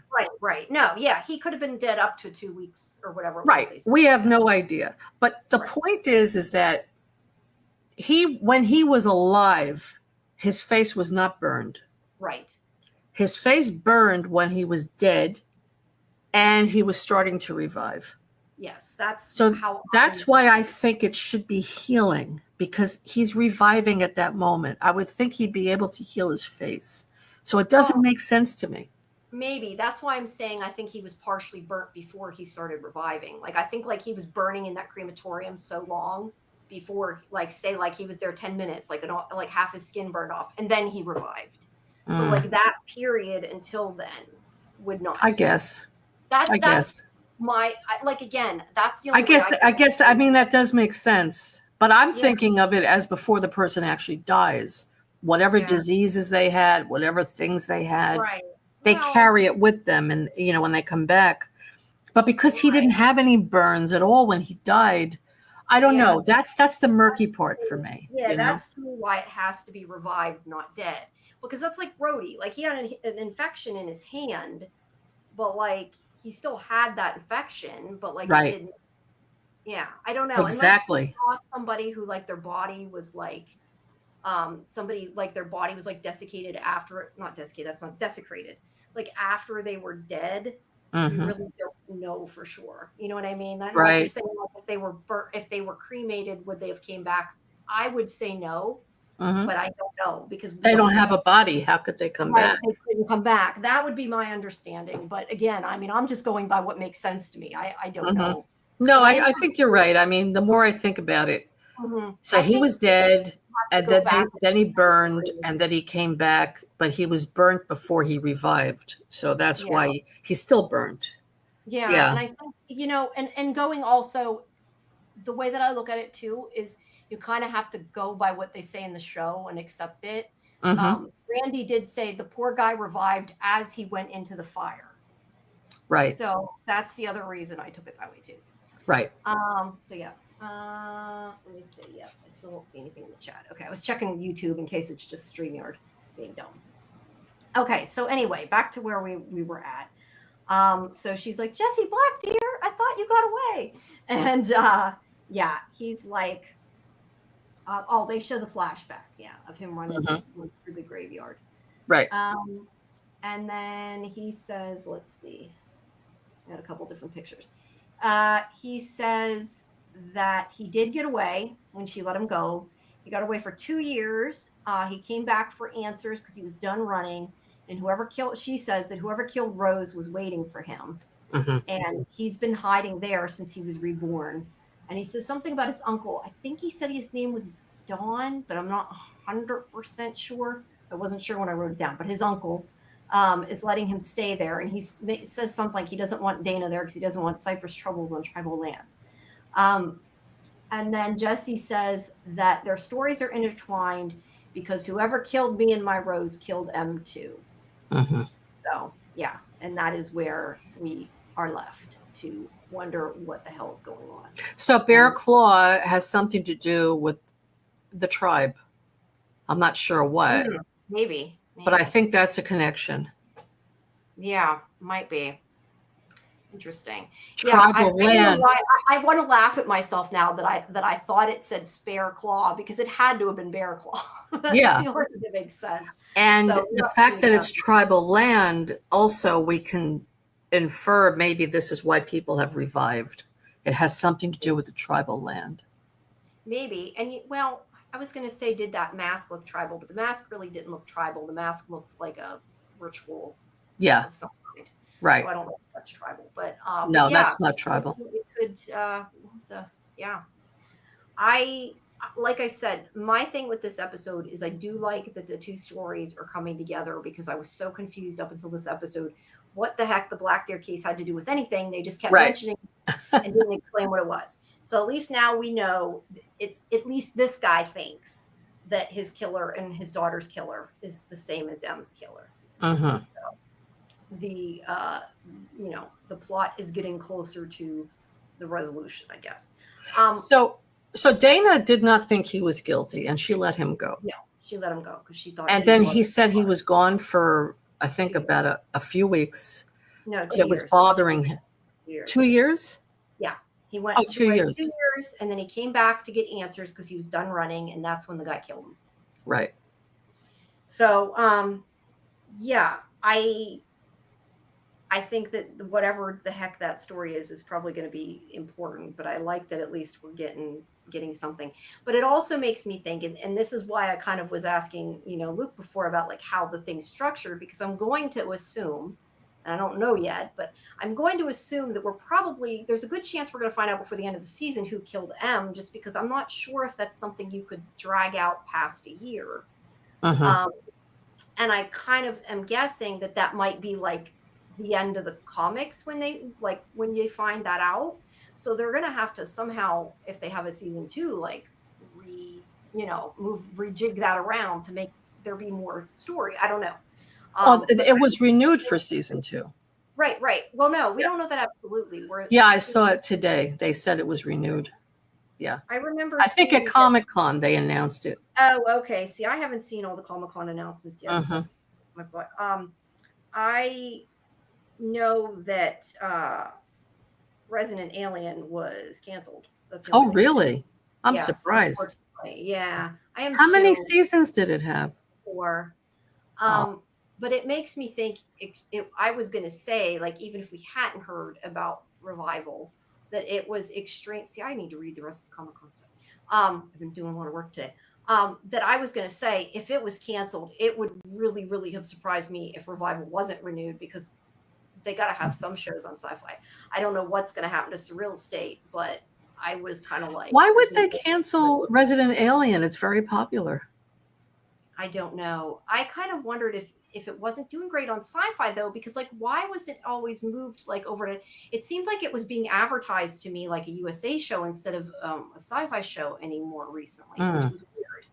Yeah, so I don't know. But maybe they sold it to somebody. Well, no, NBC and Sci-Fi, NBC USA. It's all this. It's all Universal. It's all the same umbrella company.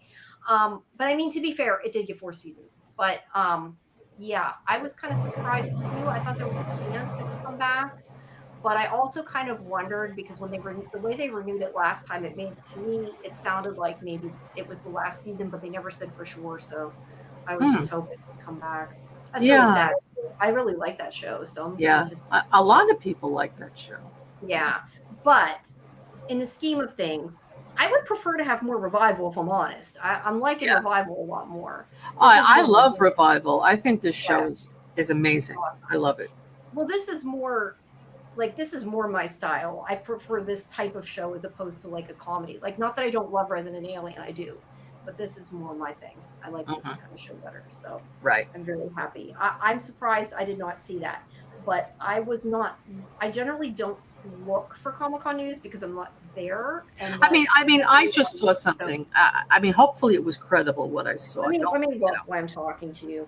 You might be right. I'm just surprised I didn't get an email. Maybe I misinterpreted it. I don't know, but it looked to me like they said it was renewed. Yeah, I don't know. Wait, Revival. Let me see. I might have even gotten an email and missed it, but usually they send me press releases because, like I told you, when I got that Daryl Dixon thing I saw. No, I don't see anything official. So Okay. I'm going to say I wonder if you saw somebody talking about it and I thought saw something in print saying it was renewed, but it may not have been accurate. I don't know. there might have been somebody talking about it though, not as Maybe. opposed to like an actual press release. Yeah, because Speaking of I didn't Speaking see. of Daryl Dixon, I'm glad to hear that it's ending because, well, okay, so they're going to show season 3 starting September 7th, but right now they're in production for season 4. They've already been working on that show the last few months. So they're almost done with it. Yeah. So this means that they'll be back, hopefully in the US. Hopefully there'll be a new show. And that's what I want to see. I want to see the old characters come together, whether it's in Alexandria or the Commonwealth or a hilltop or somewhere else. I don't care. It could be anywhere. But let's get everybody together, and I really hope that's what they're going to do. Yeah, I don't know. We'll have to see. I hope so too, but I'm not holding my breath that that's going to Well, happen. I know. But I hope But it so. is interesting that they are not going to go beyond season 4 because they were talking about going to season 8 with Daryl Dixon. That's what they I were would saying. prefer to see more Daryl Dixon and less Dead City. That's my opinion. Well, But yeah, I would rather see a show of a reunion show. Basically, that's how I feel. yeah, I saw the trailer for season 3. Daryl Dixon. Did you see the trailer? no, I have not. I have not. I have been playing catch up today because I finally had Oh, a working computer to edit video. I've been like crazy editing video today, so I haven't looked at a lot of anything. I just posted the press release that I got for Daryl, but yeah. see, what bothers me is if we remember in the first season of Daryl Dixon, he was on a boat that washed up on the shore of southern France. Which I have lots And of problems with, but that's yes, neither here what nor do you there. think happens in this season now? In this season, they go to London or England, somewhere in England, They end up in and they Spain. want to get back to America. So they meet somebody that has a boat. This is all in the trailer. They just put this out Oh, today. okay. They meet somebody who has a boat, and he's going to take them to Maine in the United States. And then they hit a terrible torrential storm, and they end up shipwrecked in northern Spain. Yeah, I'm like, why are you doing this again? Why? that's crazy. To be fair, though, Spain and England, I don't think are super far away from each other. But yeah, Well, but first he was in southern France. Southern Yeah. France borders Spain. Then they make their way north to England. So why go to England all the way? And then they go all the way south again to Spain. It's stupid. I'm sorry. It's just stupid. In Walking Dead, they can walk across the country in like a day. So I've given up trying to. I know. But when I saw this in the trailer, I said, I don't know how this looks. I'm sorry. Look, so Carol, I like so they show them on. They're sitting on a beach. They're sitting on a beach. You see that their boat is capsized, and Carol says, "Are we in Maine?" And Daryl says, "I don't think so." I think that's a pretty short trip to get to Maine. Yeah, I don't think so. It was funny. I'm gonna have to agree with her. No, that is funny. I'm gonna have to watch the clip. Yeah. But yeah, I don't know. I'm just kind of like I'll watch it while it's on, and I did enjoy it, but I'm kind of like over the hype. Yeah. I don't understand to keep I don't. I mean, if you see the trailer, you'll see what I'm talking about. It really doesn't look. It really doesn't look good. I mean, visually, it looks nice. The cinematography is great. The location shots are great. It's never a strong suit. So. It's not. It really doesn't look good. I have to be honest. It just doesn't. So anyway, that's why I'm glad they're ending the show. That's why I'm glad. But anyway, I want to see Daryl in a good show. I like Daryl. I like both of them. No, I do too, but I would prefer to see more of them and less of the other shows. So Oh yeah, but I mean, if they were going to end one, I'd rather them end Dead City, but. I want them to end both of them. Dead City too. I was going to say they're probably going to end Dead City. I'm sure know. They'll keep they will spin-offs and keep doing things until they can't. They're going to end both shows, and then they're going to have a new show. And I hope Andrew Lincoln is in it, but we'll see. We'll see what happens. Yeah, doubtful, but I'm sure they're going to bring something else back. Mm-hmm. I think, and we said this before when we were talking about it, I think they should bring back more from The Walking Dead, but Yes. do Yes. characters we know, not do characters we've never met. Right. Then it Right. could be very interesting. I But agree. I'd like to see that. yeah, I would too. But I guess we'll have to wait and see if see how it goes. But I don't know. I'll have to watch So, the trailer and let you know what I think. so in reviewing this episode, let's ask the chat, guys. What do you think of the episode? Did you like it? On a scale of 1 to 10, what did you think? I'd give it an 8. I liked it.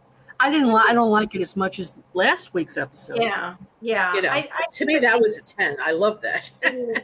8.5 and 8. Yeah, last week was really, really good. Yeah. And kind of like coming off of last week, it's kind of hard to expect it to Yes. be good because it was like almost perfect. Yes.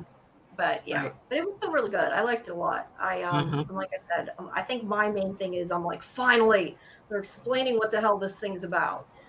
Because all we keep hearing is Black Deer back, Black Deer, and I'm like, what the hell is that? So Yeah. hopefully we'll get more next week, and then there should be 3 more after this one, 2 more after next week. If there's 10, I believe there's probably 10. I don't think have we ever had an official there's 10, because I think there's 10. Yeah. I think we were going by Internet Movie Database. I don't think we ever had an official. So there's 3 more basically. But there's Okay. probably 3 more, yeah. Mhm. Actually, I take that back because I think Luke said something about like 9 they were editing and 10 wasn't done yet or something. So I guess that was sort of confirmation there was 10, or he probably would have said, no, there's 12, or So Mhm. yeah, I would assume there's 10. Oh, Daryl Dixon is also 6 again. Figures. But Silly. I have rewritten people again, trying to get some more revival people. Yeah. Hoping, you Yes. never know, but trying. Hopefully. Well, we get- especially if they want it renewed, Yeah, they yeah, might push. They might push Well- for some interviews. like I said, right now, truthfully, people aren't like nobody's answering anything pretty much because of Comic Con. Yeah. Comic Con is a really busy time for actors and for their people, and yeah, it's just really busy. Mhm. So it's probably I not don't gonna think be anybody from was at Comic Con, were they? Probably not. I don't know Yeah. that MGM would pay for that. I mean, that doesn't mean they didn't go, but I don't know that MGM would have paid to send them there. I don't know. I don't think. Why they have not? for it. No, I just mean because you don't hear like about MGM activations and all that. I just Oh. I don't know that they really do much promotion of Comic Con. Not that I've heard of. That's not to I say they see. don't. But usually it's like the big shows that do, promotion at Comic Con. I don't see. know.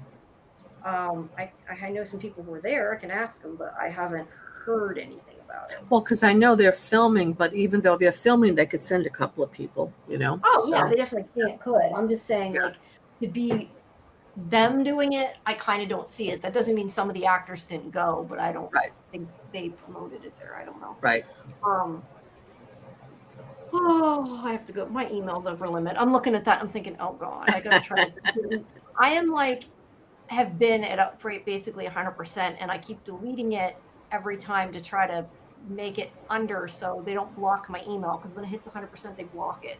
Oh. I try to use my iCloud email for everything. That's for my website email, and that's why part of why there's issues. I need to figure out how to get it off the server and get it onto my computer.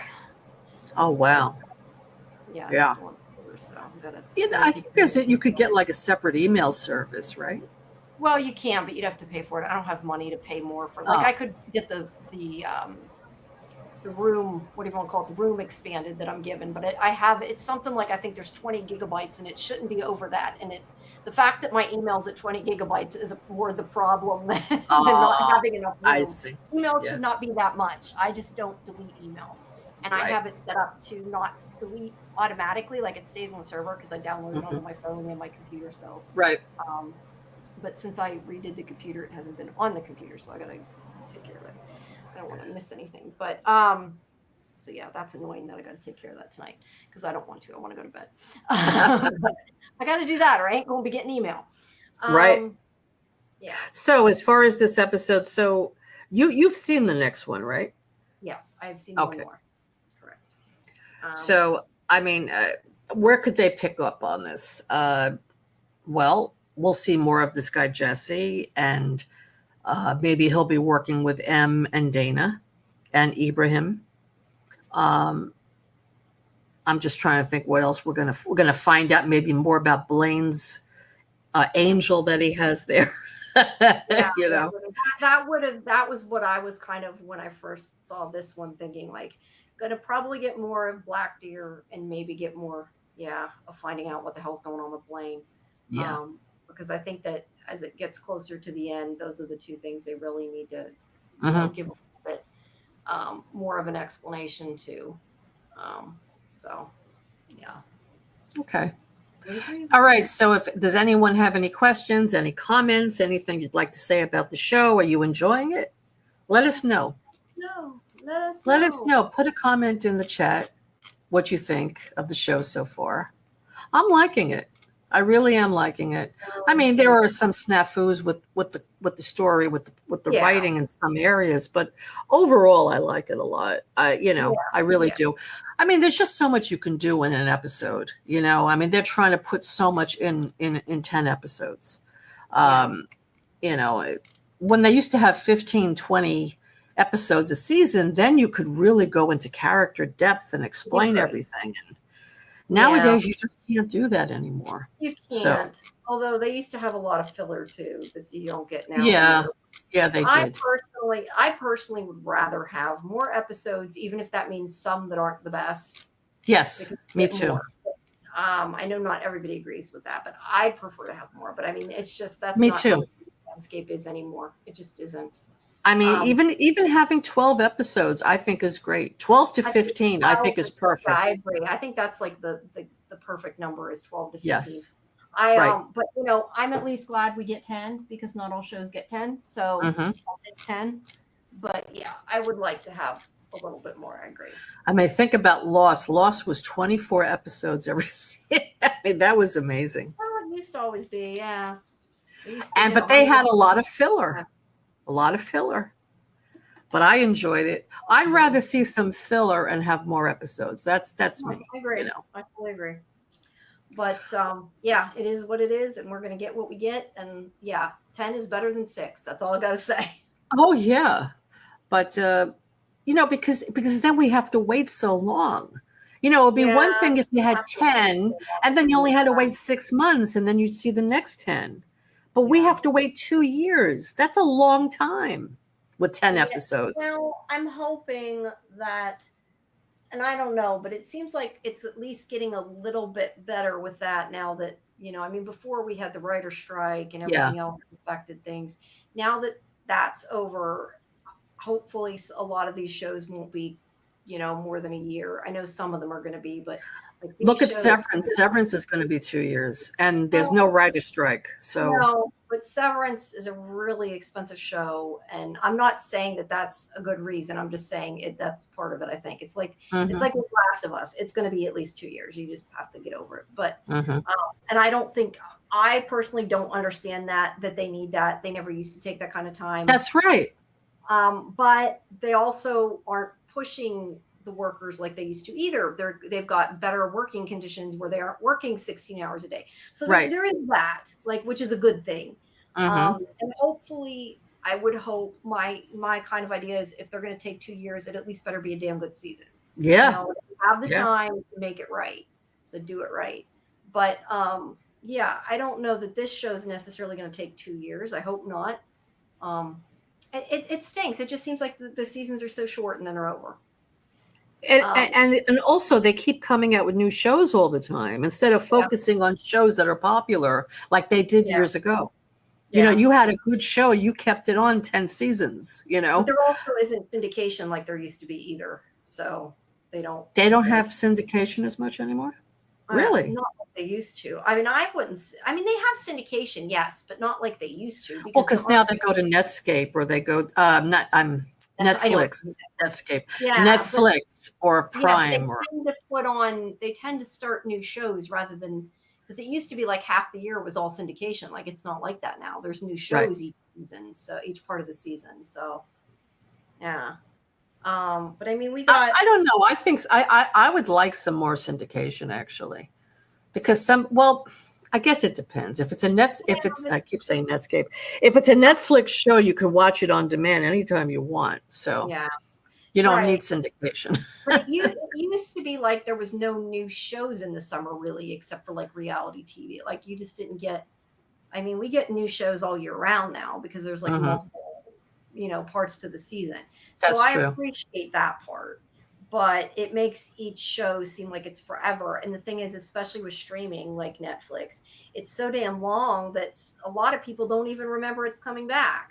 Like they Stranger don't know it has Things. been canceled. Yeah, like Stranger Things. I'm like, I don't remember half of that show. No, There's I no don't way I'm either. rewatching it. I don't care enough at this point to rewatch it. No. Like it isn't good enough to make me want to go back. Now something like From, would I go back and rewatch it? Yeah. Yes. But like Yes. 99% of the shows, I'm not going to go back and rewatch the season before. That's I right. don't have the time. I That's would have right. loved to have for Sandman because there was so much going on. But like I didn't have the time. I Hmm. watched the new season and yeah, you have to just like read recaps or look up, watch recaps. You just can't do it. And that's what Um, happens. So then they lose viewers because people lose interest in the shows. It takes too long for it to come back, and then the or they show don't even doesn't know do about it. well, and then they end up canceling it. So it's like a vicious circle. It keeps going around and around, and they're not changing it. That's the problem. Yeah, well, the thing is too with streaming, at least what they used to say, and I don't know how true it is, but they had always said before that part of the reason why Netflix kept getting new shows and would only keep them like 2, 3 years at most, is because like they want new viewers and like Mm, so when the ones that want the same show, like they're the viewers that they already have, so they don't care about them and they're just trying to get in new shows to get new viewers. I right. don't know how true that is, but I mean it makes sense in the scheme of Well, things, the way they do well, things. let's put it this way: The Office was very popular, and people watched it all the time. Even people would subscribe to Netflix just to watch The Office and The Walking Dead and Breaking Bad. All these shows are on Netflix, and they're Yeah, very popular. They're in the top 10. Well, now The Office left because NBC wanted it back. But but yeah, people the still watch old shows, but oh yeah. they're always trying to churn out new stuff and not. They need to focus on some of the stuff they already have. At least I think Mhm, they do. But I mean, it's just different the way things are now. The TV landscape's a lot different than it used to be. mhm. But at least It there's some is. things like we just got Sandman. We have Wednesday coming, which was renewed, Uh-huh. and also Alien Earth is coming. So at least there's some shows that are coming. Um, those are the two shows that stand out that I can What think of. about Like, the one that Melanie is in now? Is it a Star Trek show she's in? oh, she's in Star Trek. Yeah, I don't Yeah. watch Star Trek, so I don't. I didn't even realize she was still in this season. I'm not a Trekkie. I can't get into Okay. that. I haven't seen the new one, but yeah, she's still in it because Right. Karen was. She was still in it. I didn't realize she was. But yeah, that's Star Trek: Strange New Worlds Hmm. that just Right. started. So yeah, there's that. Um, The Librarians. Librarians, but that's almost done. We just had episode. Was that episode 10? Yeah, episode. No, it was on episode 10. What episode was that? Now that you said that, I'm going to be like, which episode was it? I need to know. 9, I think. No, wait. I can't even remember. No, 11. Is there one left? God, that's bad. I can't keep track of episode numbers. I'm bad at that. Okay, let's see. That was episode 10. I was right the first time. Yeah. So there's 2 more episodes left of Librarians and then it's done. Okay. But it has already been renewed. So Okay. it will be coming back. Just Oh, well, that's good. That's good. yeah. And the art, speaking of that, just thinking about Dean Devlin, the arc will be coming back somewhat soon too. So Sci-Fi does have another show. I mean, it does have the arc. Hmm. That's not, I don't think anytime super soon. I think they're filming it now, maybe. I'm not sure. I But see. but there's that, yeah. Okay. So Alrighty. So if no one has any questions or comments, I think we're going to end the stream yeah, now. I don't think. Let me double check my YouTube channel just to make sure. Yeah, nobody chatted anything there either. I just always check it because sometimes Yeah. Right. All right. So we're going to be back in your next. background. I can hear whatever it is in your background. It gets loud. Oh, my AC just went on. Oh, Yeah. okay. Okay. Yeah. I didn't hear it before. Yeah. All right. Well, I do you have any videos premiering? I know you don't have other live streams, but do you have any videos premiering? Uh, Not right now. Not right I'm now. I'm Okay. actually working on, believe it or not, season finale of Dead City that I have not finished. It's almost finished. It's taken me so long to do it. So I hope to have that out soon, maybe sometime next week. That's And cool. yeah, but Yeah. that's really about it right now. Yeah. Cool. Mike, I just happened to see Mike's comment. Would give it an 8 for the episode. Oh, good. Yeah, So yeah. 8 is Thanks, good. Mike. Yeah, it's good. But in the meantime, Saturday, which I guess is today, tonight at midnight, is the Institute watch party on Sci-Fi Vision's Discord, and then that's well, that's technically Sunday, but Saturday night midnight, and then Sunday at 9:30 we'll also be doing another watch party because our live stream is at 11. I know you said you have to go to the dentist, so you're not going to be there, Right. but Scarlett and I will be here for the Institute. That's for our deep dive. And then Monday at 10 is the Institute review that I have with Karen and AJ, followed by Nautilus at 1 a.m. And yeah, Tuesday is Fandom Access and Thursday is Librarian. So yeah, we started all over again. And we're also going to be doing Thursday at, I believe, 1. Scarlett and I are going to be doing Sandman. So make sure you guys tune in. We might do an extra episode before that. We were talking about maybe doing it Sunday night after the Institute. I don't know if that's going to happen because I got to see if I have the time. But we will be starting Sandman really soon. So just check Discord for the schedule. But yeah, we'll definitely be having it Thursday. We just might do it Sunday as well, because we're going to do 3 episodes of that and then 1 for the bonus episode. Trying to get it done before, or at least around the time of Wednesday starting, because that will be pretty soon too, which the 2 of us are covering. So yeah. Oh, All there's right. one more thing I wanted to say about this show, Go Revival. I still think that Dana could be a reviver. Ooh, interesting. And we're not going to know it until she cuts herself or something happens and then she sees that she's fine. Yeah. So she gets shot so often, shot at. I'm sure we'll see sooner or later if it's the case. yeah, I think she's a reviver. She doesn't know it though. That's just it. She doesn't know it. How could she know it? Because she was near death and then she was fine. She was healed. But Yeah, I think that technically she was probably revived. did die. Yeah. Yeah, technically she was revived. We don't know. Right. Mike, if there would be a show you would like to watch, what would it be about? Well, I would love to watch more X-Files, and I will always give that answer. But not a remake, the same show. No, but I don't know. I love my thing is always sci-fi stuff. I mean, that's obviously my thing. If it's a puzzle box show, even better. But yeah, I like anything like that. I'm just, for whatever reason, as much as I love sci-fi, I've never gotten big into Star Trek and Star Wars, which is hilarious. But I'm surprised. I like sci-fi and I like fantasy because you like the puzzle box, you like the mystery. Right, yeah.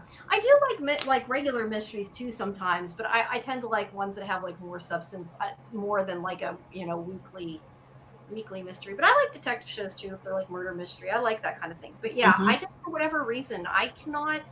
I mean, I'm not saying I don't like Star Trek and Star Wars. There's been ones I've watched and ones I've liked. I've just never, I don't know. I've just never gotten like obsessed with it like a lot of people. I mean, X-Files, yeah. X-Files, that's my thing. So, but beyond that, X-Files and From and Doctor Who and all those good things. Right. I would want to, I guess, maybe another Doctor Who spinoff. I would love to see, it's called the Pastronaut, Pastronaut Gang. I'm trying to think what their names are. Anyway, I would love to see a different spinoff with that. And I hope more Doctor Who is coming back fairly soon, which is kind of up in the air right now. But yeah, so that would be my answer. I don't know. What do you want to see? Well, I love murder mysteries also. And I also like psychological thrillers. So I like to get into the characters' heads. I like psychological thrillers to a degree. I don't like really scary shit. Psychological. Well, I don't like the horror like stabbing, killing horror, but I like the psychological thriller horrors where it gives you something to think about, and there's still stuff going on. Um, a thriller where you have to think about it, basically. Yeah, I like stuff you have to think about. I would Yeah. agree like that. But psychological torture type thing, that I'm No. Oh not no, into. no, no, no. I mean, I like to analyze the characters Right, and right. what's No, going that I on agree with. Yeah. in a psychological thriller. That's what I mean. Not that people are being tortured psychologically. No, Right, right. no. Well, a lot Uh, of times when people say that, that's more what they mean, like yeah, and that's like that kind of thing. I don't like yeah. watching No, that. not that. No, but just why is this person doing this, and what's going to happen because they are doing it. That kind of thing, and really get into the character. Uh, Hmm. I also love comedy. I mean, I love The Office. I mentioned The Office. I could watch The Office. I love it. When I just want to just like veg out and just not think of anything, I just want to have fun. I love to watch The Office. It's great. It's funny. That's interesting. Um, I'm not like a sitcom person. I'm not a big comedy person. I mean, sometimes comedy, but the only comedy I ever really got into a lot was like Big Bang Theory. And when I was oh yeah, like that was cute. younger, I watched things, and I think that's just because I'm like a nerd and I understand half the jokes. But other than like when I was younger and watched comedies, I'm really just not a sitcom person. I'm not. Hmm. I tend to go for dramas and stuff. I like Yeah. a lot of British stuff. I would say if I watch comedy, I like British comedy. Like I love panel shows. Like give Hmm. me a Taskmaster or Would I Lie to You or something like that, and I'm Hmm. happy. Right. That's what I want for fun, is that kind of thing. That and my cake shows. I get in a conversation with Scarlett. I like watching like competitions that are like artistic type Uh huh. competitions, and that's Cooking, why cooking yeah, shows. some Yeah. cooking things like, but that's why I like cake stuff, like decorating cakes. Yeah. That's what I enjoy Oh, watching. that's nice. Like reality is that, but stuff like they used to have like Face Off and all that. Like I always like Yeah. those. They don't have them Right. anymore. Right. But, The Bake Offs. yeah, some of them. Yeah, I mean, I'm not really a sitcom person. There were a few sitcoms I liked. I liked Seinfeld. Seinfeld's Yeah, funny. I Uh, never liked Seinfeld or The Office a lot. Like I've watched it, but uh-huh. it's not really my thing. It's Okay. not bad. I mean, I like it. I never really got into it. How about Friends? I watched Friends as a teenager, Yeah. and I don't know why, because now it comes on and I'm like, how did I watch this show? Not my thing now. Not my thing. Do you remember Felicity? Yeah, I liked Felicity for a I little liked bit. Felicity. I used to watch that. It's not really a comedy though. That was more of a drama. No, no, that's a But yes, drama, I but liked I liked Felicity. it. I did watch that. Um, I mean, I'm just trying to remember. I mean, there was some like old time sitcoms from the 70s and the 80s that were funny. Like the Mary Tyler Moore Show or Yeah, Bob yeah. Like Newhart. I watched Stuff those like kind of that. things a long time Yeah, ago. yeah, I more watched those because like I'd watch reruns with my grandmother or yeah. something. It was Right, not really my thing, but I'd watch them. Dick right. Van Dyke, that kind of Dick thing. Van Dyke. Right. Yeah.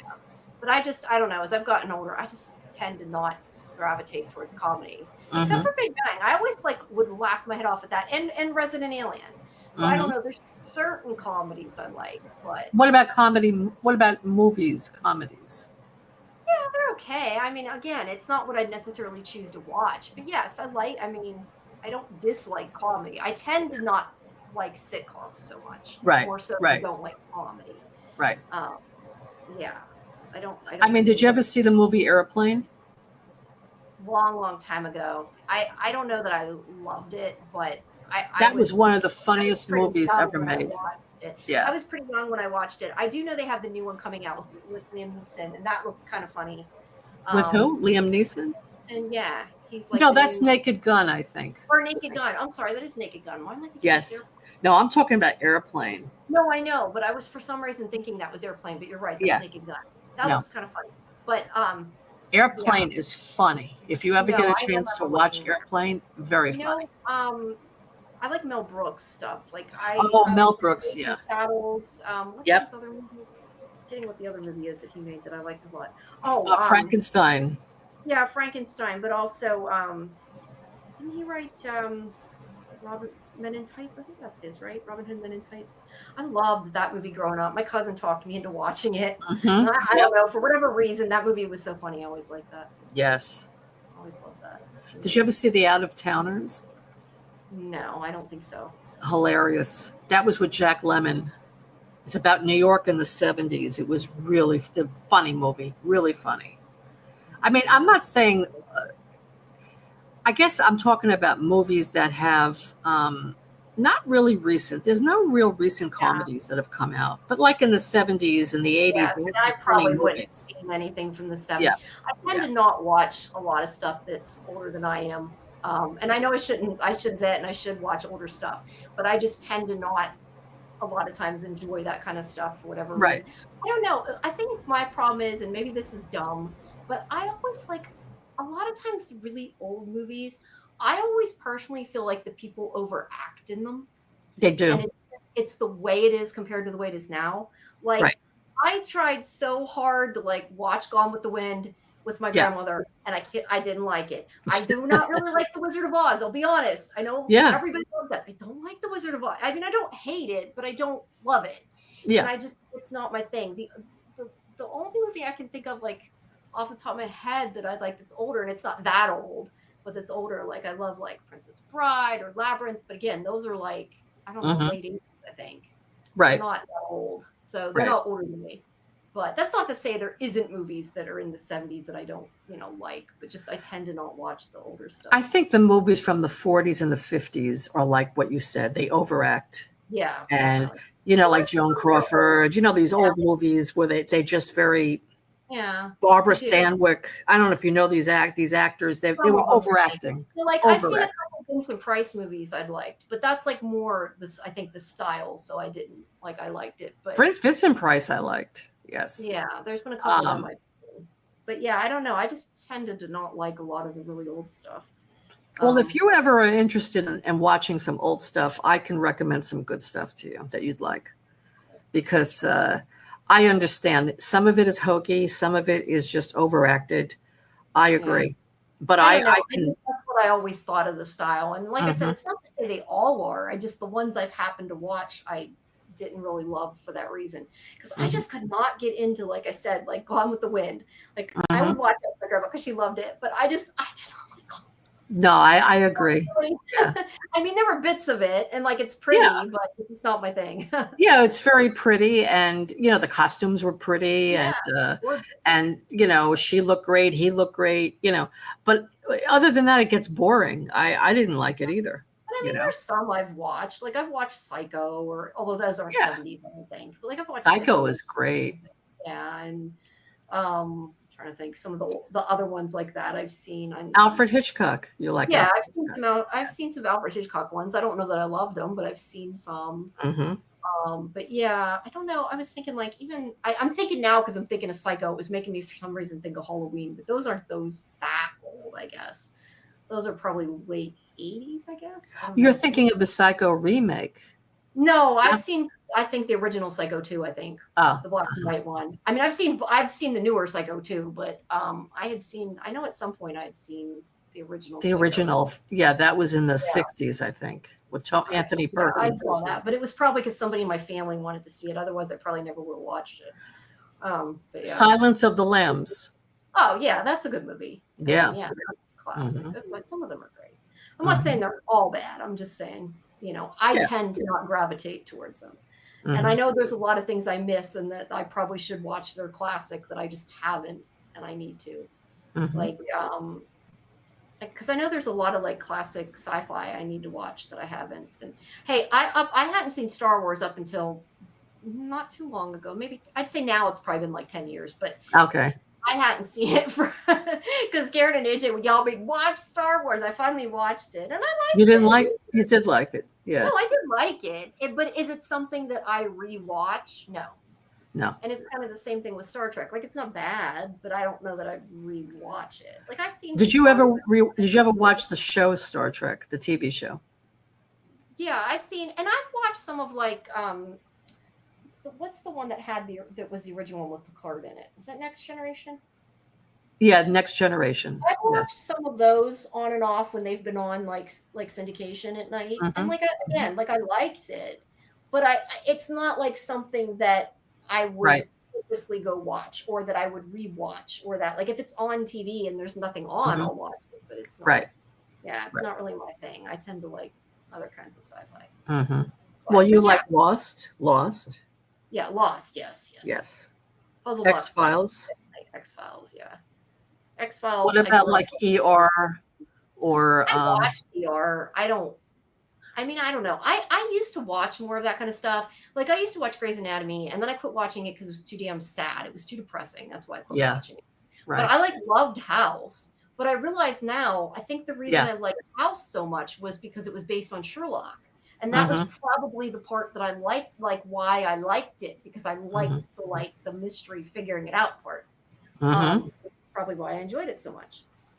But Sherlock's great too. I love Sherlock.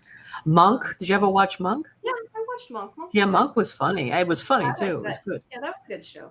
Mm-hmm. What's the other one that was on around that time? Um, oh, I'm trying to think. I know, like I can see it in my head, but I can't think of what it was with Gus and what's his name? God, I'm so bad. My memory is so bad anymore. Psych. That's what I was trying to think of. Oh, Psych. I like Psych. Psych. Psych was a Yeah. good show. I like that. That was comedy. But that's not like pure comedy. You know what I mean? Like that's why I'm talking like it's not sitcom. Like it's got like that, detective mystery thing with it too. I, what is So that Psych about again? I had heard about it. What is? about a fake psychic detective agency. Ah, Yeah, okay. they he pretended he was psychic. It's kind of like Mentalist, but like a comedy kind of, I guess, would be a little Uh-huh. bit of a fit. Hi Okay. Genesis. Oh, hi, Genesis. How are you? We're just about to end the Yeah, stream, actually. we're just kind of going off topic into the ether a little bit. I'm trying to think what else. I don't know. But there's some shows I like. I just when I pick something, especially because like there's a lot of TV I have to watch. Mm-hmm. So I don't always get to watch everything I want to watch. So generally, if I pick something, it's going to be more towards the side of like a mystery or a sci-fi or something Mm-hmm. like that. Just Right. or fantasy. Fantasy is always good too. Right. Um, Although I don't know, my tastes have changed too because I feel like I used to like Lord of the Rings, the Mm-hmm. movies. But like I couldn't get into that series. I found it boring, and I wonder if I would even like the movies now. I might, but it's like I don't know. Some of my tastes have changed. Mm-hmm. But let's see the darker stuff. Yeah, Yeah, the darker stuff like X Files. X Files, Millennium, and Harsh Realm. Those are all by Chris Carter, and all got ended too soon. Yeah. Um, I'm doing okay, Genesis. Thank Yep. you. Doing good.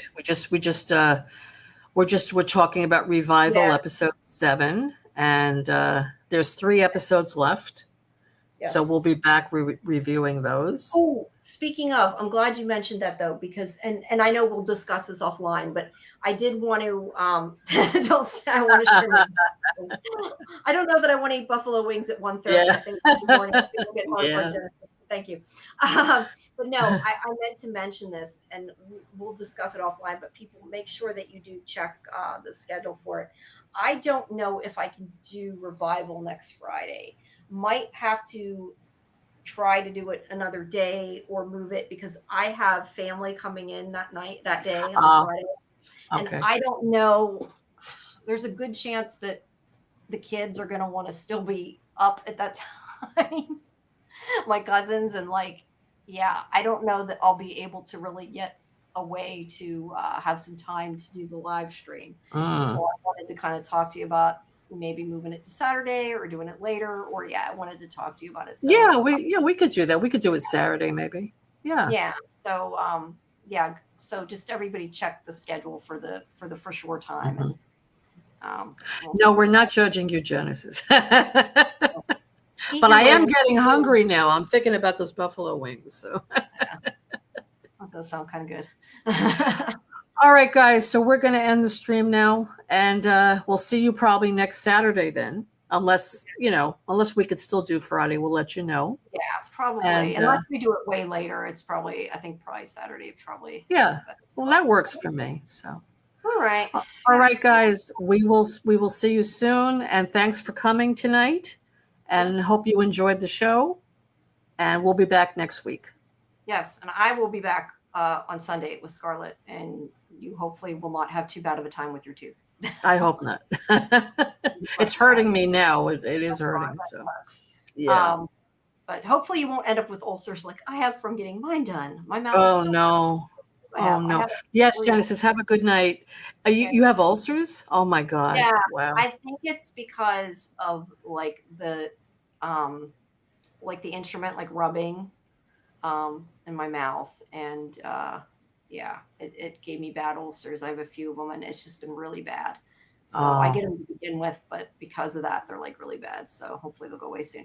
I like Mm. that. Jillian and David come to the Scranton office to investigate mysterious events directed by Alfred Hitchcock. That's great. Yeah, Mike, that's good. That's good. I But like that. but yeah, I will see you guys Sunday at 11 for the Institute, and maybe before then for watch party if you guys go to the watch parties. And yeah, and make sure that you subscribe to Sci-Fi Vision and Real Cinema Therapy and check out all our videos.